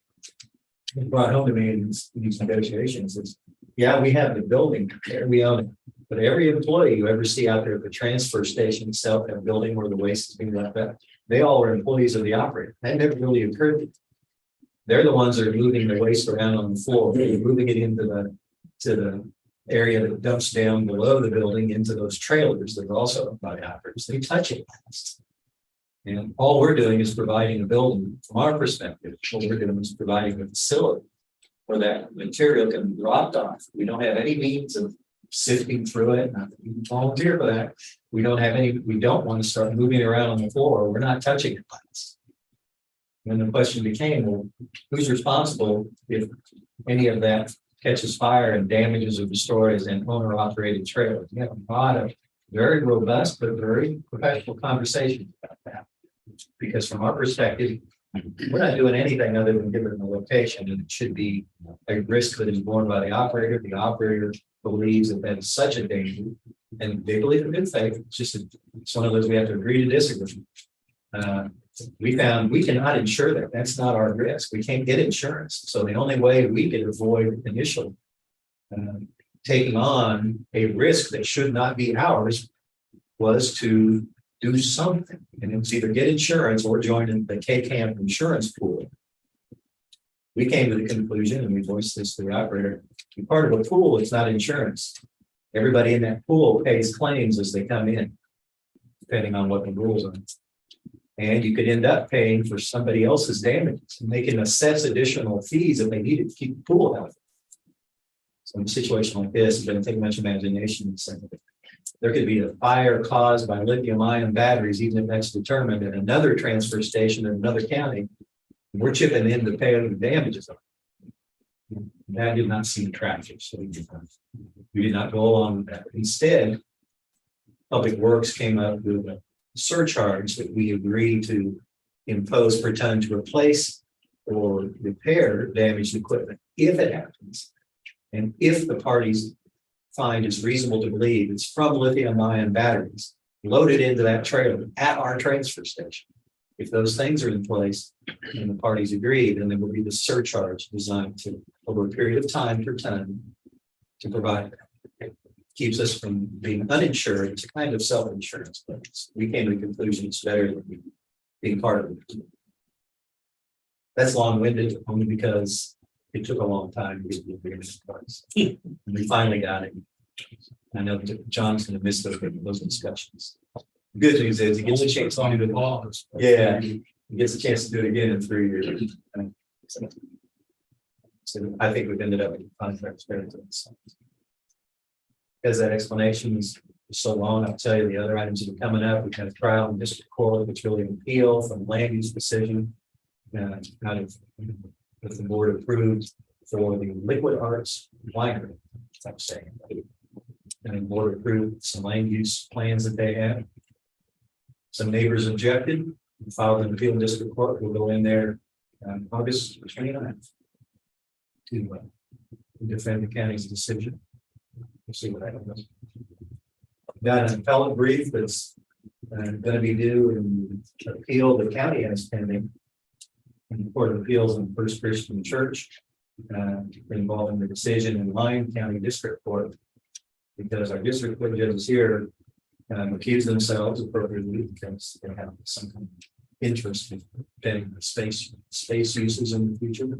What's done to do that stuff? When the Lyon County, the judge found that the Kansas State Historical Society acted illegally when they made the decision that they but found that there was no means of rectifying it. So we disagree. So we're going to the Court of Appeal on that. We'll see what happens. Have not filed a brief yet. The next brief is due on September 11th. Of all things.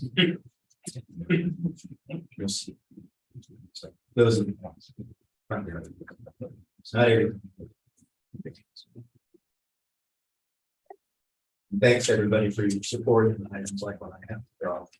The expertise of your departments. It's been one of the best things about this job is that I'm surrounded by experts in the field. So very handy. So you don't have to make stuff up as you go. For district court, we would like some more,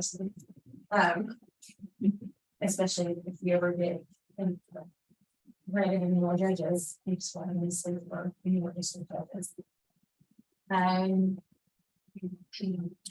Our other concerns are attorneys or our misdemeanor cases in our family complex. They're still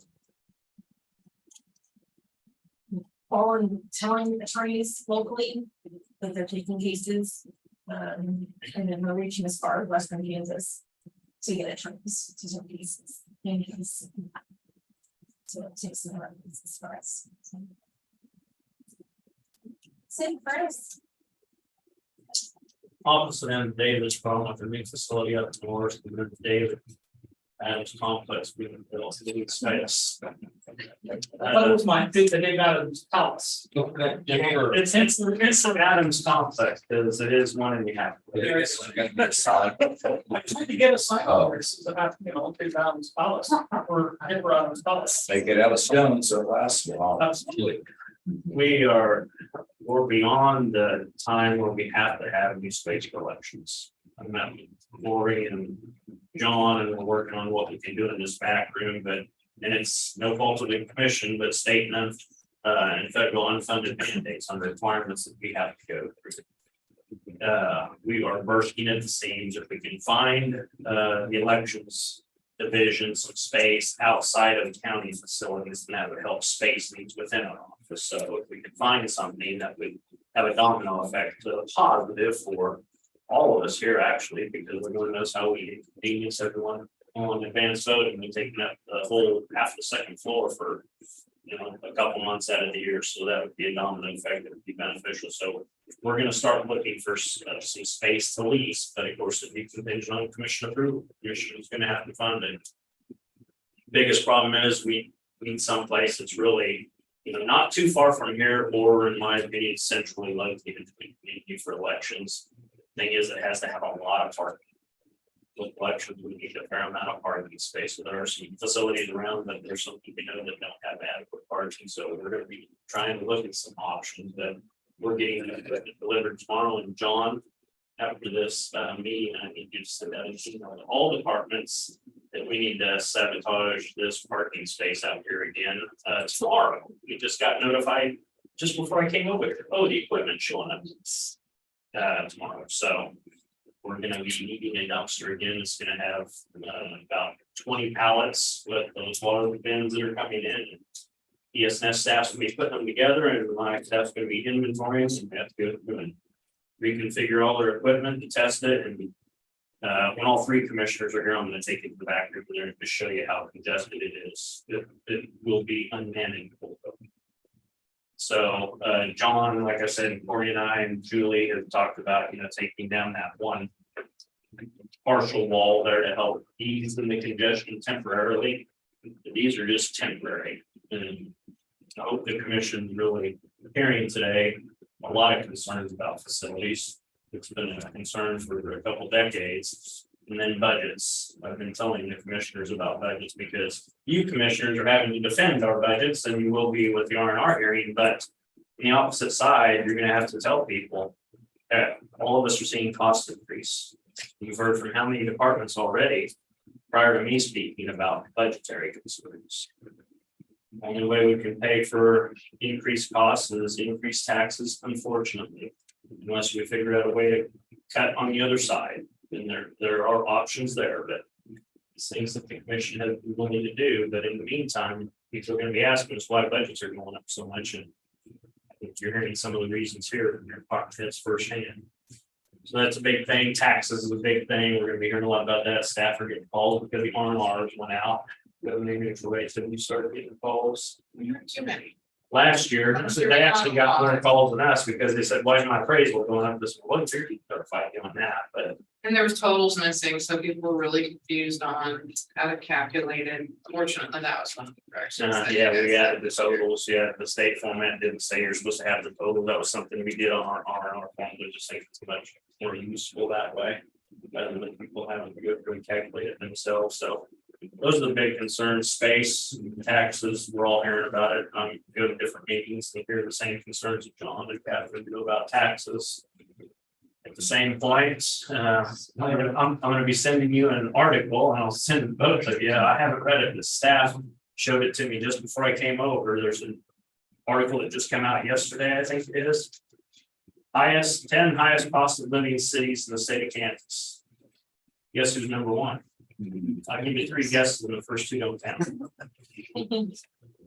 So, and I agree, Commissioner Ford has chased your tail, and Gary Olds was in here talking about, we need more businesses built, but there's a business park proposal right now, and there's also a large sporting complex proposal kind of behind the scenes in the community right now.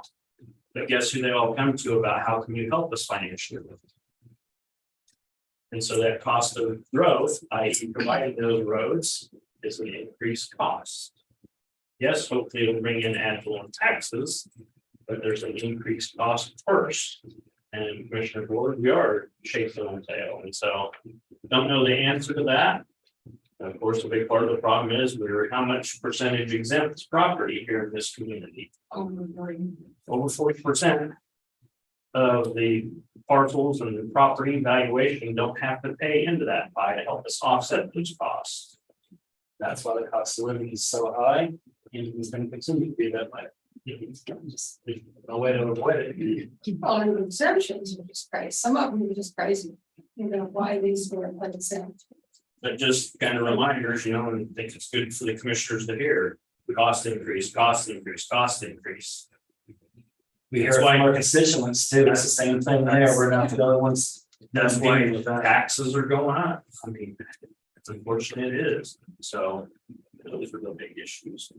A lot going on. The election staff has a ton going on right now with new equipment, new software systems.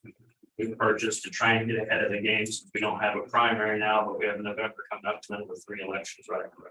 So we got a lot of processes we're updating right now and getting in compliance with. We're one of the 13 counties that had to go into the state legislative post audit committee review.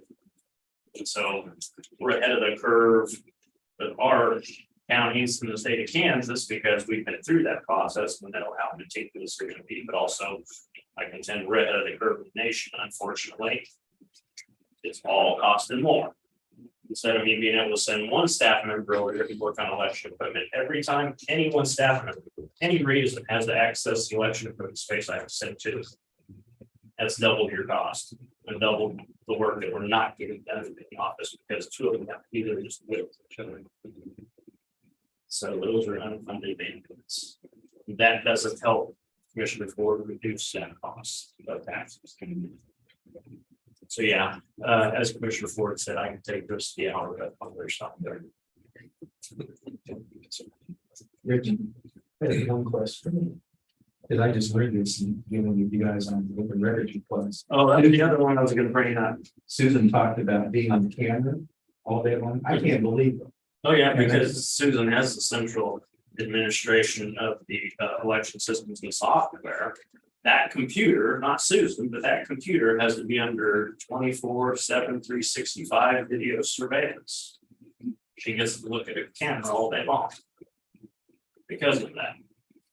But I'm glad you brought up open records, you know, a workload, open record requested us, and it's all counties across the state of Kansas, all the organizations are sending it to all of us. The amount of time our staff and Clancy staff hasn't spent on open record requests because they are digging for information they cannot legally get in a lot of cases, but still we have to go through the time and effort to legally justify what we can get, then we do, but what we can't. Because those places have deep pockets and they are more than willing to take you to court. So it's staff time, it's just amazing it's taken.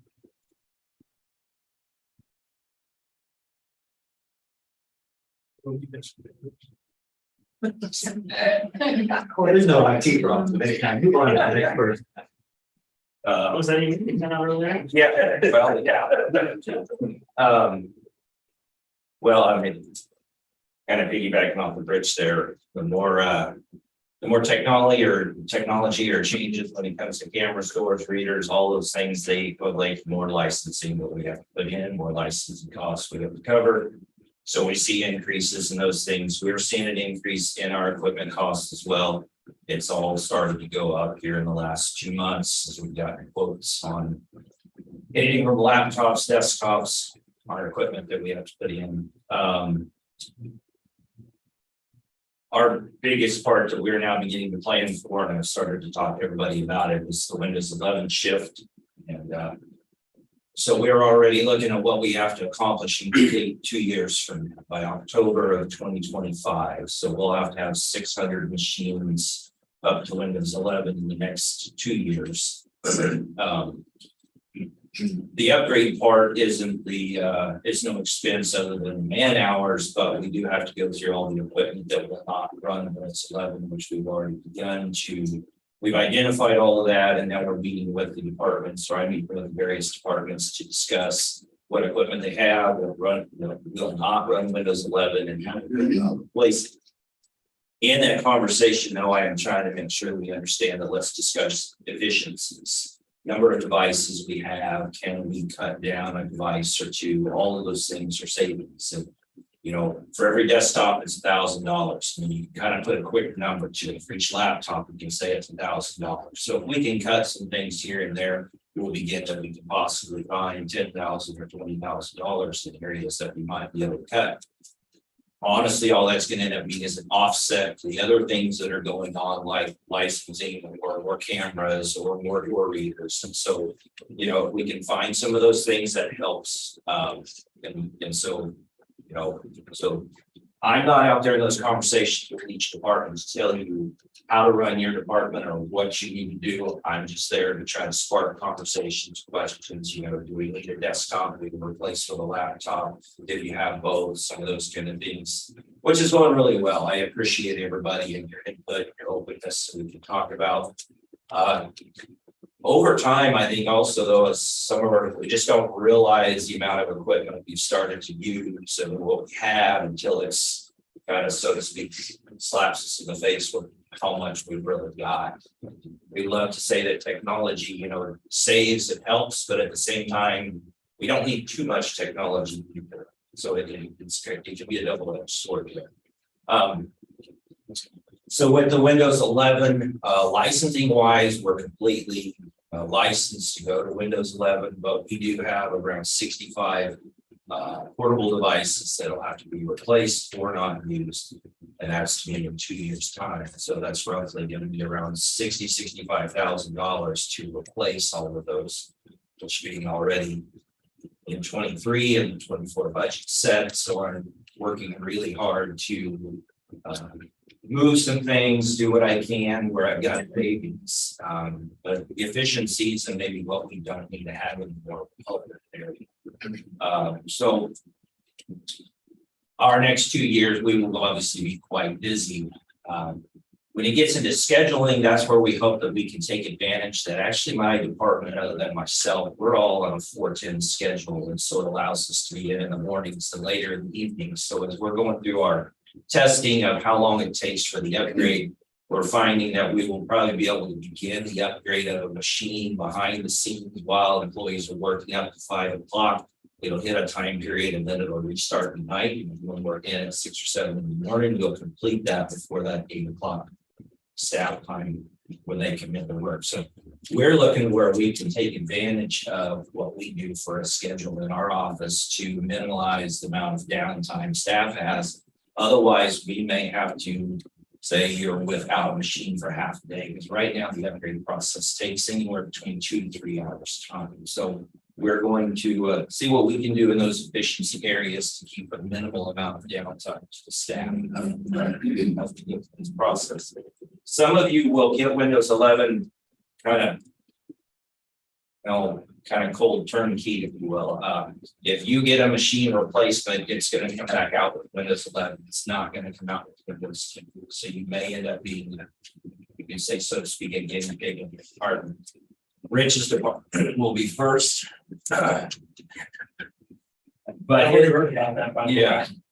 But we're going to have the clerk's office and get them done now because of the November election and 3 of them next year. We can't create that disruption in there in this department.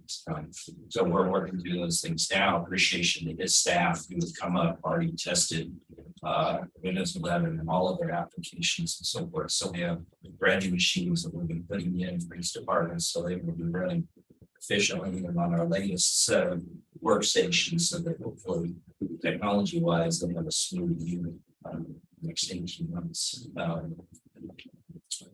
Outside of that, security. I mean, you saw my email this morning. If you hadn't, when you do see it, that's just a small piece of what goes on every day. So, you know, we're only as good as the people. We can put in all kinds of technology and stuff, but the outside people of organizations we interact with, if their security, you know, that they have in place is not good, that's where we'll get most of our things from. I applaud the staff, everybody in this room who has done a great job of always take the extra caution. I'm not quite sure. This email looks different than the last time I got one from them. Call it. Appreciate that and can't stress that part enough because that saved us several times. There is a big uptick when it comes to election type security breaches, attempts, and so forth right now, which is normal. Elections start to come around, here they coming in. We have a newsletter we receive on a weekly basis, and then if there's even more of an urgency and some sort of an attempt that we get that. And we sift through pages and pages of those things, creating blocks from other countries, inside the United States, specific IP addresses, all kinds of stuff. That has had a massive uptick, and that keeps us very, very busy with that stuff. But I could go on and on about some more things, but I won't. But that's where we're at now, and where we will be really busy over the next 2 years. Gordon, just here. Question. Yeah, before you look at upgrading our office, would you be able to check our recording equipment to make sure that it's going to be? Yeah. We're got our list of every department we're going through, and we will image one of your current machines, put it on a workstation we have upstairs, upgrade it, let you run through everything. And then all your hardware that we have, we're going through and making sure that everybody's hardware. If you have a specialty piece of equipment, like maybe a check reader or a printer or a scanner that you've got, we'll make sure that all of those are Windows 11 compatible before we move forward. So that adds to the amount of time it takes before we can say this department is ready to go. Yeah. I think we needed a patch on the last one. They weren't sure if they were going to be able to do that again, so. Yeah.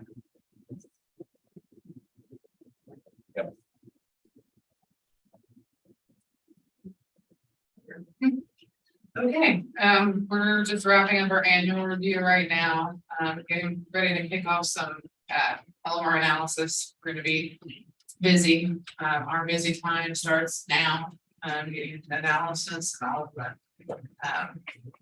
That aspect of it, couple things, specifically exemptions. The workload that goes into exemptions, you can't even begin to fathom.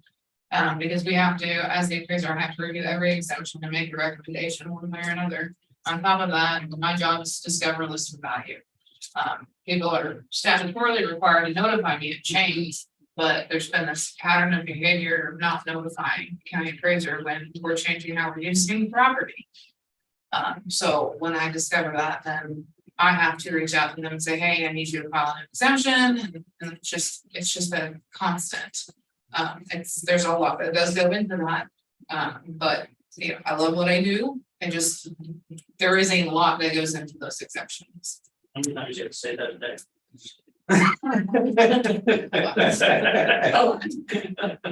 The irony is, we don't get anything back out of it. That's exactly it. It seems that the most work sometimes goes into the things that really there's not a lot. Yeah. Kind of leads to the next thing, mobile homes, Comtech has been just a nightmare. We are getting our mobile homes moved out of Comtech into Orion, but we still have to pull those values into Comtech. With the technology Comtech has, it creates a lot of havoc when Orion's functioning one way and Comtech can't function that way. So we're just working through those challenges. I fortunately have a good understanding of that data entry side, so I was able to do a lot of manual conversion of all of that stuff out of Comtech for input into Orion. It's just now a matter of the calculations and making sure the values that go out on the Comtech renditions are appropriate. So in conversations with Comtech and just constantly trying to work through some of those challenges, we are almost fully staffed. We made a contingent offer today and cross our fingers. We will hopefully be fully staffed soon. Personal property is fully staffed, which really helps with some of this Comtech stuff, as we just try to work through some of the antiquated processes and get some of those things streamlined. You know, where we're doing multiple things for one process, can we utilize our resources more appropriately, just to keep us moving forward, leading to some of what's been brought up by other staff here too, space. You know, after I started, we have several filing cabinets out in public space. Those filing cabinets have information out there that really shouldn't be in public spaces. And so with all the hearings we had this year, having to have that heard at an office in a cubicle right next to all these other cubicles at the same time created a lot of challenges. I hope we don't have a hearing here like we did this year, but you never know. And so with the number of staff I have in the space we have, it is definitely has some challenges. Other than that, one other thing is the CIP project, our replacement vehicle. Y'all remember how much of a challenge that was last year. It's sounding like, unfortunately, it's going to be a challenge again. Been informed it doesn't look good, is what I'm being told by the person that we had.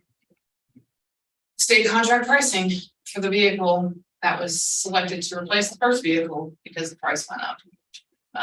It's looking like I'm gonna have to come before you again, get another modification as the vehicle appears to no longer be available. So I don't have a lot of good news. But the positive is my staff are really working hard just to get through all of the processes that we have.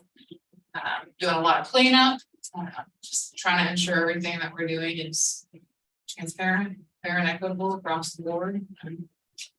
We have statutory deadlines. We have a lot of statutory deadlines to meet. And starting in October, it's just one statutory requirement after another, where things have to be submitted to the state, analysis has to be completed. Boom, boom, boom. So you get super busy this time of year, just trying to work through all of that.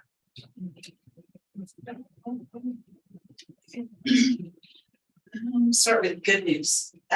Found Lori 12,000 this morning. It was 9,000 if we count them as 1,000 piece, but we visited as a staff and realized we're using our laptop so much for court that it just made sense. We're going to transition to docking stations. So hopefully that will help out, or you can use that money somewhere else. Kind of issues and concerns. We are open 10.5 hours Monday through Friday. So 7:30 to 6, and then Saturdays and Sundays 8 to 11. But it's for drug testing only. And so if you're coming in the building and somebody's waiting out there, looking at my partners, that is cumbersome or troublesome for y'all to make that decision whether or not that person actually should be coming into the building. And so maybe just wait and have them ring the buzzer so that they can go in first, so you don't have to be involved in that training exaction. Might be the best. What I see on the camera a lot of times is we're going out at night and they're standing there waiting to come in for a drug test, and they just zoom in. And so when that happens, if you can just let us know with a text or an email or a phone call the next day, so we can address it with that particular client. They have been coached that they are to only go into the building when they're bypassed in with the ring. But sometimes, like our children, they don't always listen. So but we want to stay on top of it, and we will definitely deal with it on a case-by-case basis if they're coming in without being buzzed in. If that makes sense. We had one of our first standalone positive fentanyl this morning. The standalone being it wasn't attached to another positive drug test. So interesting, we have to send it in for confirmation, but usually it's attached to an opioid or marijuana. And this was a standalone fentanyl. So we probably need to visit about Narcan and maybe getting some policies in place in the event we were to have something tragic happen in our drug testing. We do find out about the state opioid funding grant in mid-September, which we're super excited about, to hopefully be able to have some more treatment dollars coming in, because certainly is on the rise.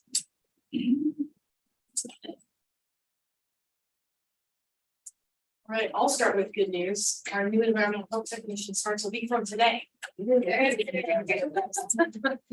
been over 5 months that we haven't had somebody in that position, so very, very excited.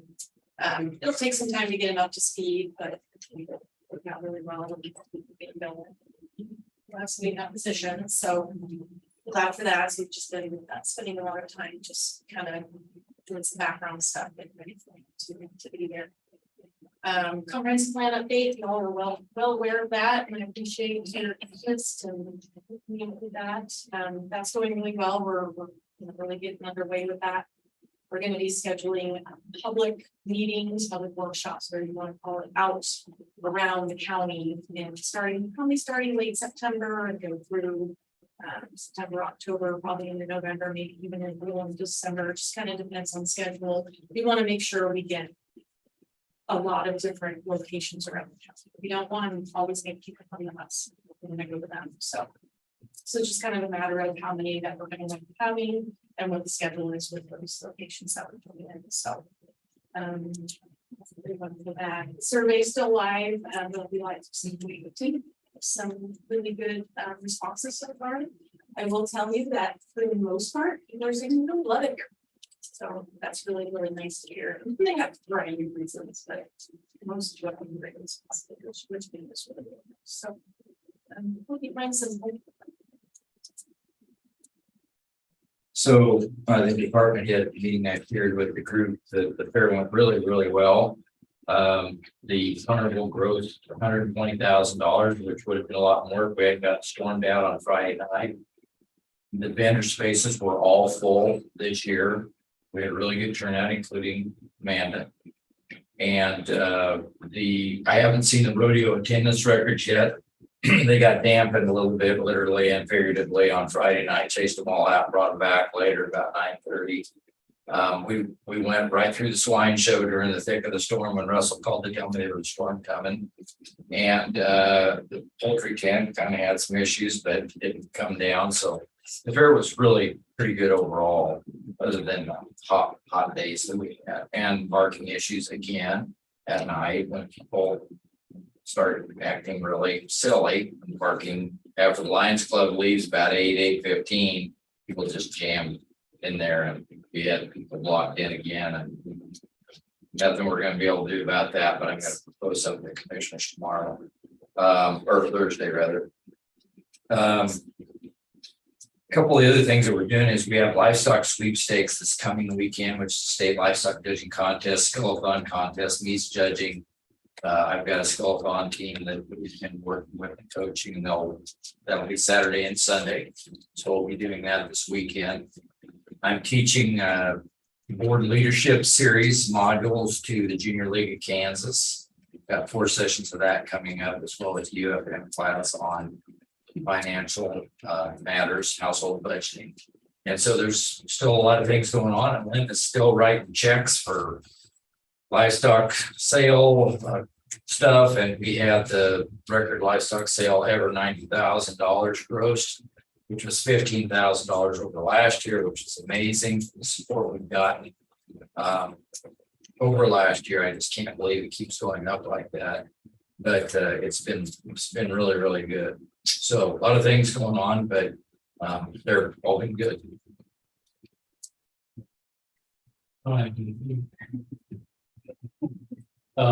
I do not have space needs. Pretty good with all the space I have. Well, I do appreciate that. I tell myself every time I think about it, I don't know how I talk to anybody into doing it. It's a nice space and we appreciate all of that. It only took 20 years. Yeah. It took 20 years. Then we prove out voters and I think it was 20 years. The shop from where it used to be, this line, they're there. County purchase land, well, man, so we have 20 years to get there. The way to pursue, appreciate the space too, because we use it record. It was done with all cash, with all of the foot staff. So we do face the same equipment and cash flow problems that everybody else. Equipment leases, purchases, or all the leases that come out some places we sometimes don't. From the lease before, fuel, materials, the building needs, HVAC, AC units are all more expensive and longer to get. I think that's one of the bigger things that's heating up a couple of my building fund budgets. Let's see. They have 2 openings. One's a purchasing agent, the other one that just opened up this morning, a mechanic. We transferred into a different department. So doing pretty good on people so far. The crews have been working on pretty much all the asphalt season is over for our crews. We are waiting to do the overlay projects as planned. Waiting on Schilling to come in and do those. The guys will be out probably doing some small structure inspection for a bridge crew. Waiting for maybe the next project we put together for them to do in-house. And then as we get some decent moisture every once in a while, our gravel crews are out grading. So we're keeping up on the parks guys, since the fair is over, are back to taking care of the parks. On a normal basis like before. We may talk sometime in the future about adding a staff member to, or something, see how we can maybe work it out. I don't think I have enough as it is to take care of the museum, health department, FCRC, and its stations. We are not, the last few months, we have not gotten very good results for all our contract. Have done stuff, just some places missed altogether, a weeding. And when they do blow, he was the only one this last time. So I don't, we have a feeling that the others don't want to just do the mowing. They want to have some of the landscape part of it too. And when we took that out of that, we And then bonding and other things we require kind of moves in our field. So we've been after him, we will keep on after him until. So far. So, I think our road and bridge crews are looking at maybe going back to 5/8 through the winter, this winter. Part of it is someday at a time. Maybe a little bit of burnout this is. I think they've been through summer and winter and summer, a year and a half, and 2 years worth of 410s.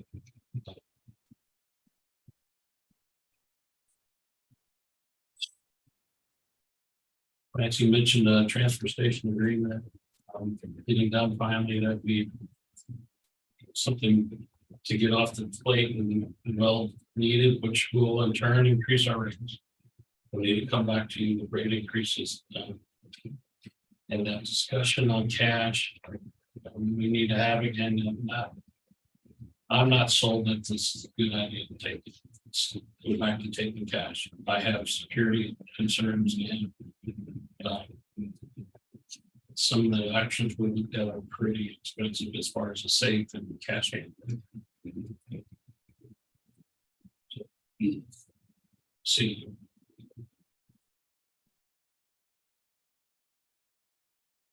University Park, we're still working on design of lagoons. We'll have contractor on drilling cores for soil samples and see if the locations we have or are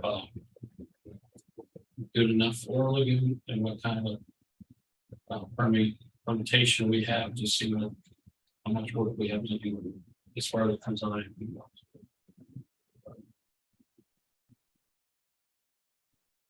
I think that is all I can think of right now.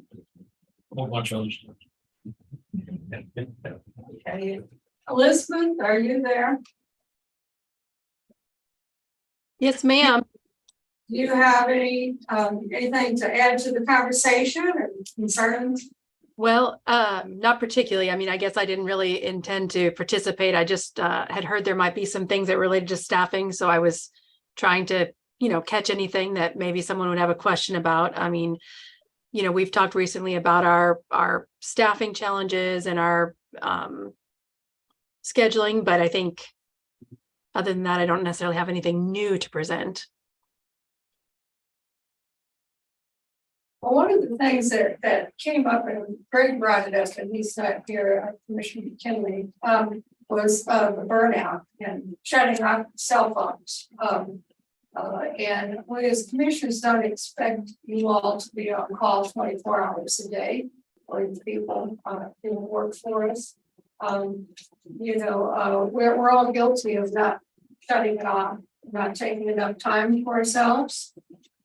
So I want to encourage all of you to, take a look at that and tell your staff that, you don't have to, if I send out a message at night, you don't have to answer it until the morning.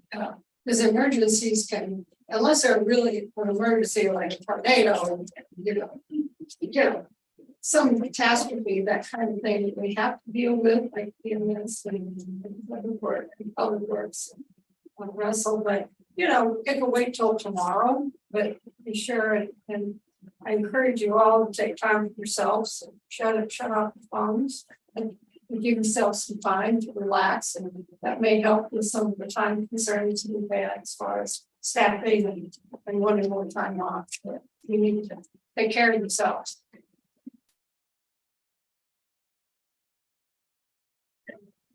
A lot of people. My phone broke over the weekend, and so I had to get it sent in, get a new one, and it was kind of nice. 24 hours or whatever, 30 hours without it. You got another phone to kind of replace it temporarily, and nothing changed in the middle of that. So it wasn't like I missed anything. It wasn't like the whole world. I was kind of worried about it, but not a text, not a phone call, not nothing. So you can work without that sometimes. And I think pins and needles that we're kind of living with currently. You've got to shut down every once in a while. You got to unplug, find a hobby, find some interest, take advantage of it.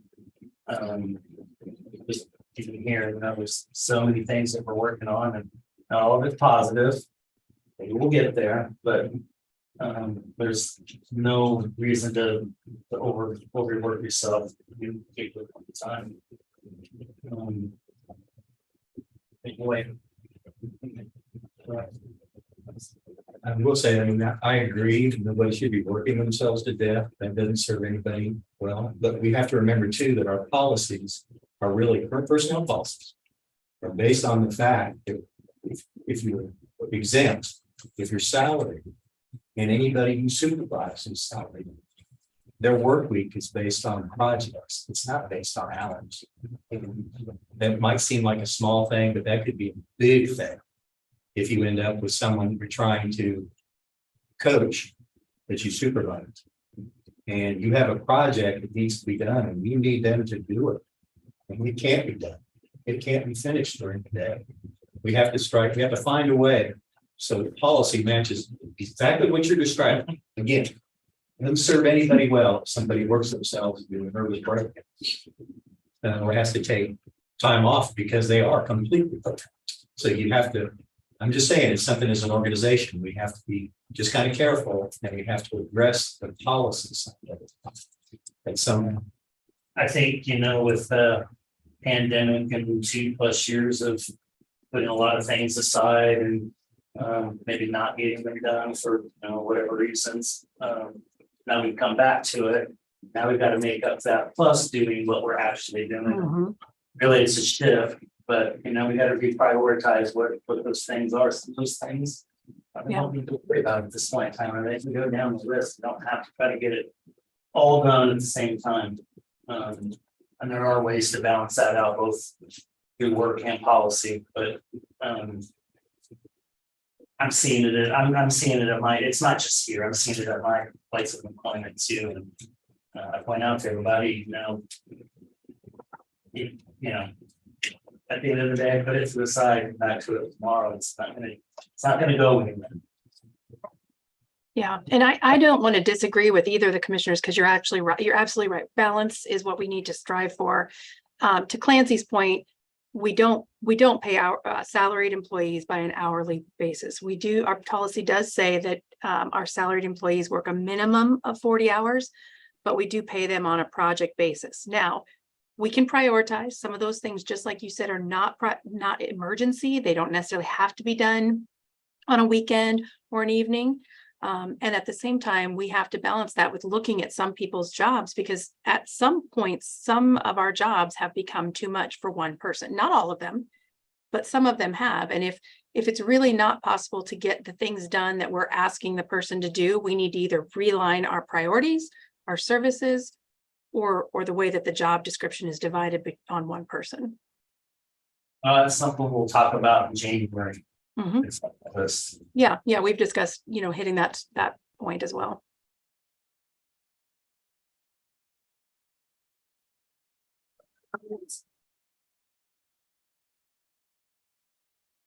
I want to thank you all for coming and participating. It's good for me and the commissioners and all of us to talk, to be in a relaxed atmosphere and share pizza and talk about our concerns and what we're doing. I was just gonna add one thing to that. I really do appreciate all of you. I don't know that we say that enough sometimes when we're trying to work through things, but I can't tell you how many times I'm out across the state. People always ask about what it is we're doing here and how we're doing things. And there's just a certain mannerism of professionalism that's been incorporated here, and I see it throughout, and I would not be able to do what I do on a consistent basis without each and every one of you. So thank you to you sincerely.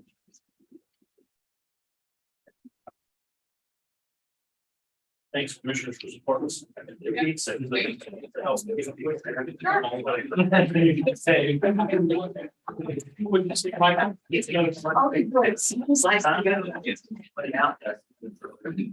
was thinking that exact same thing.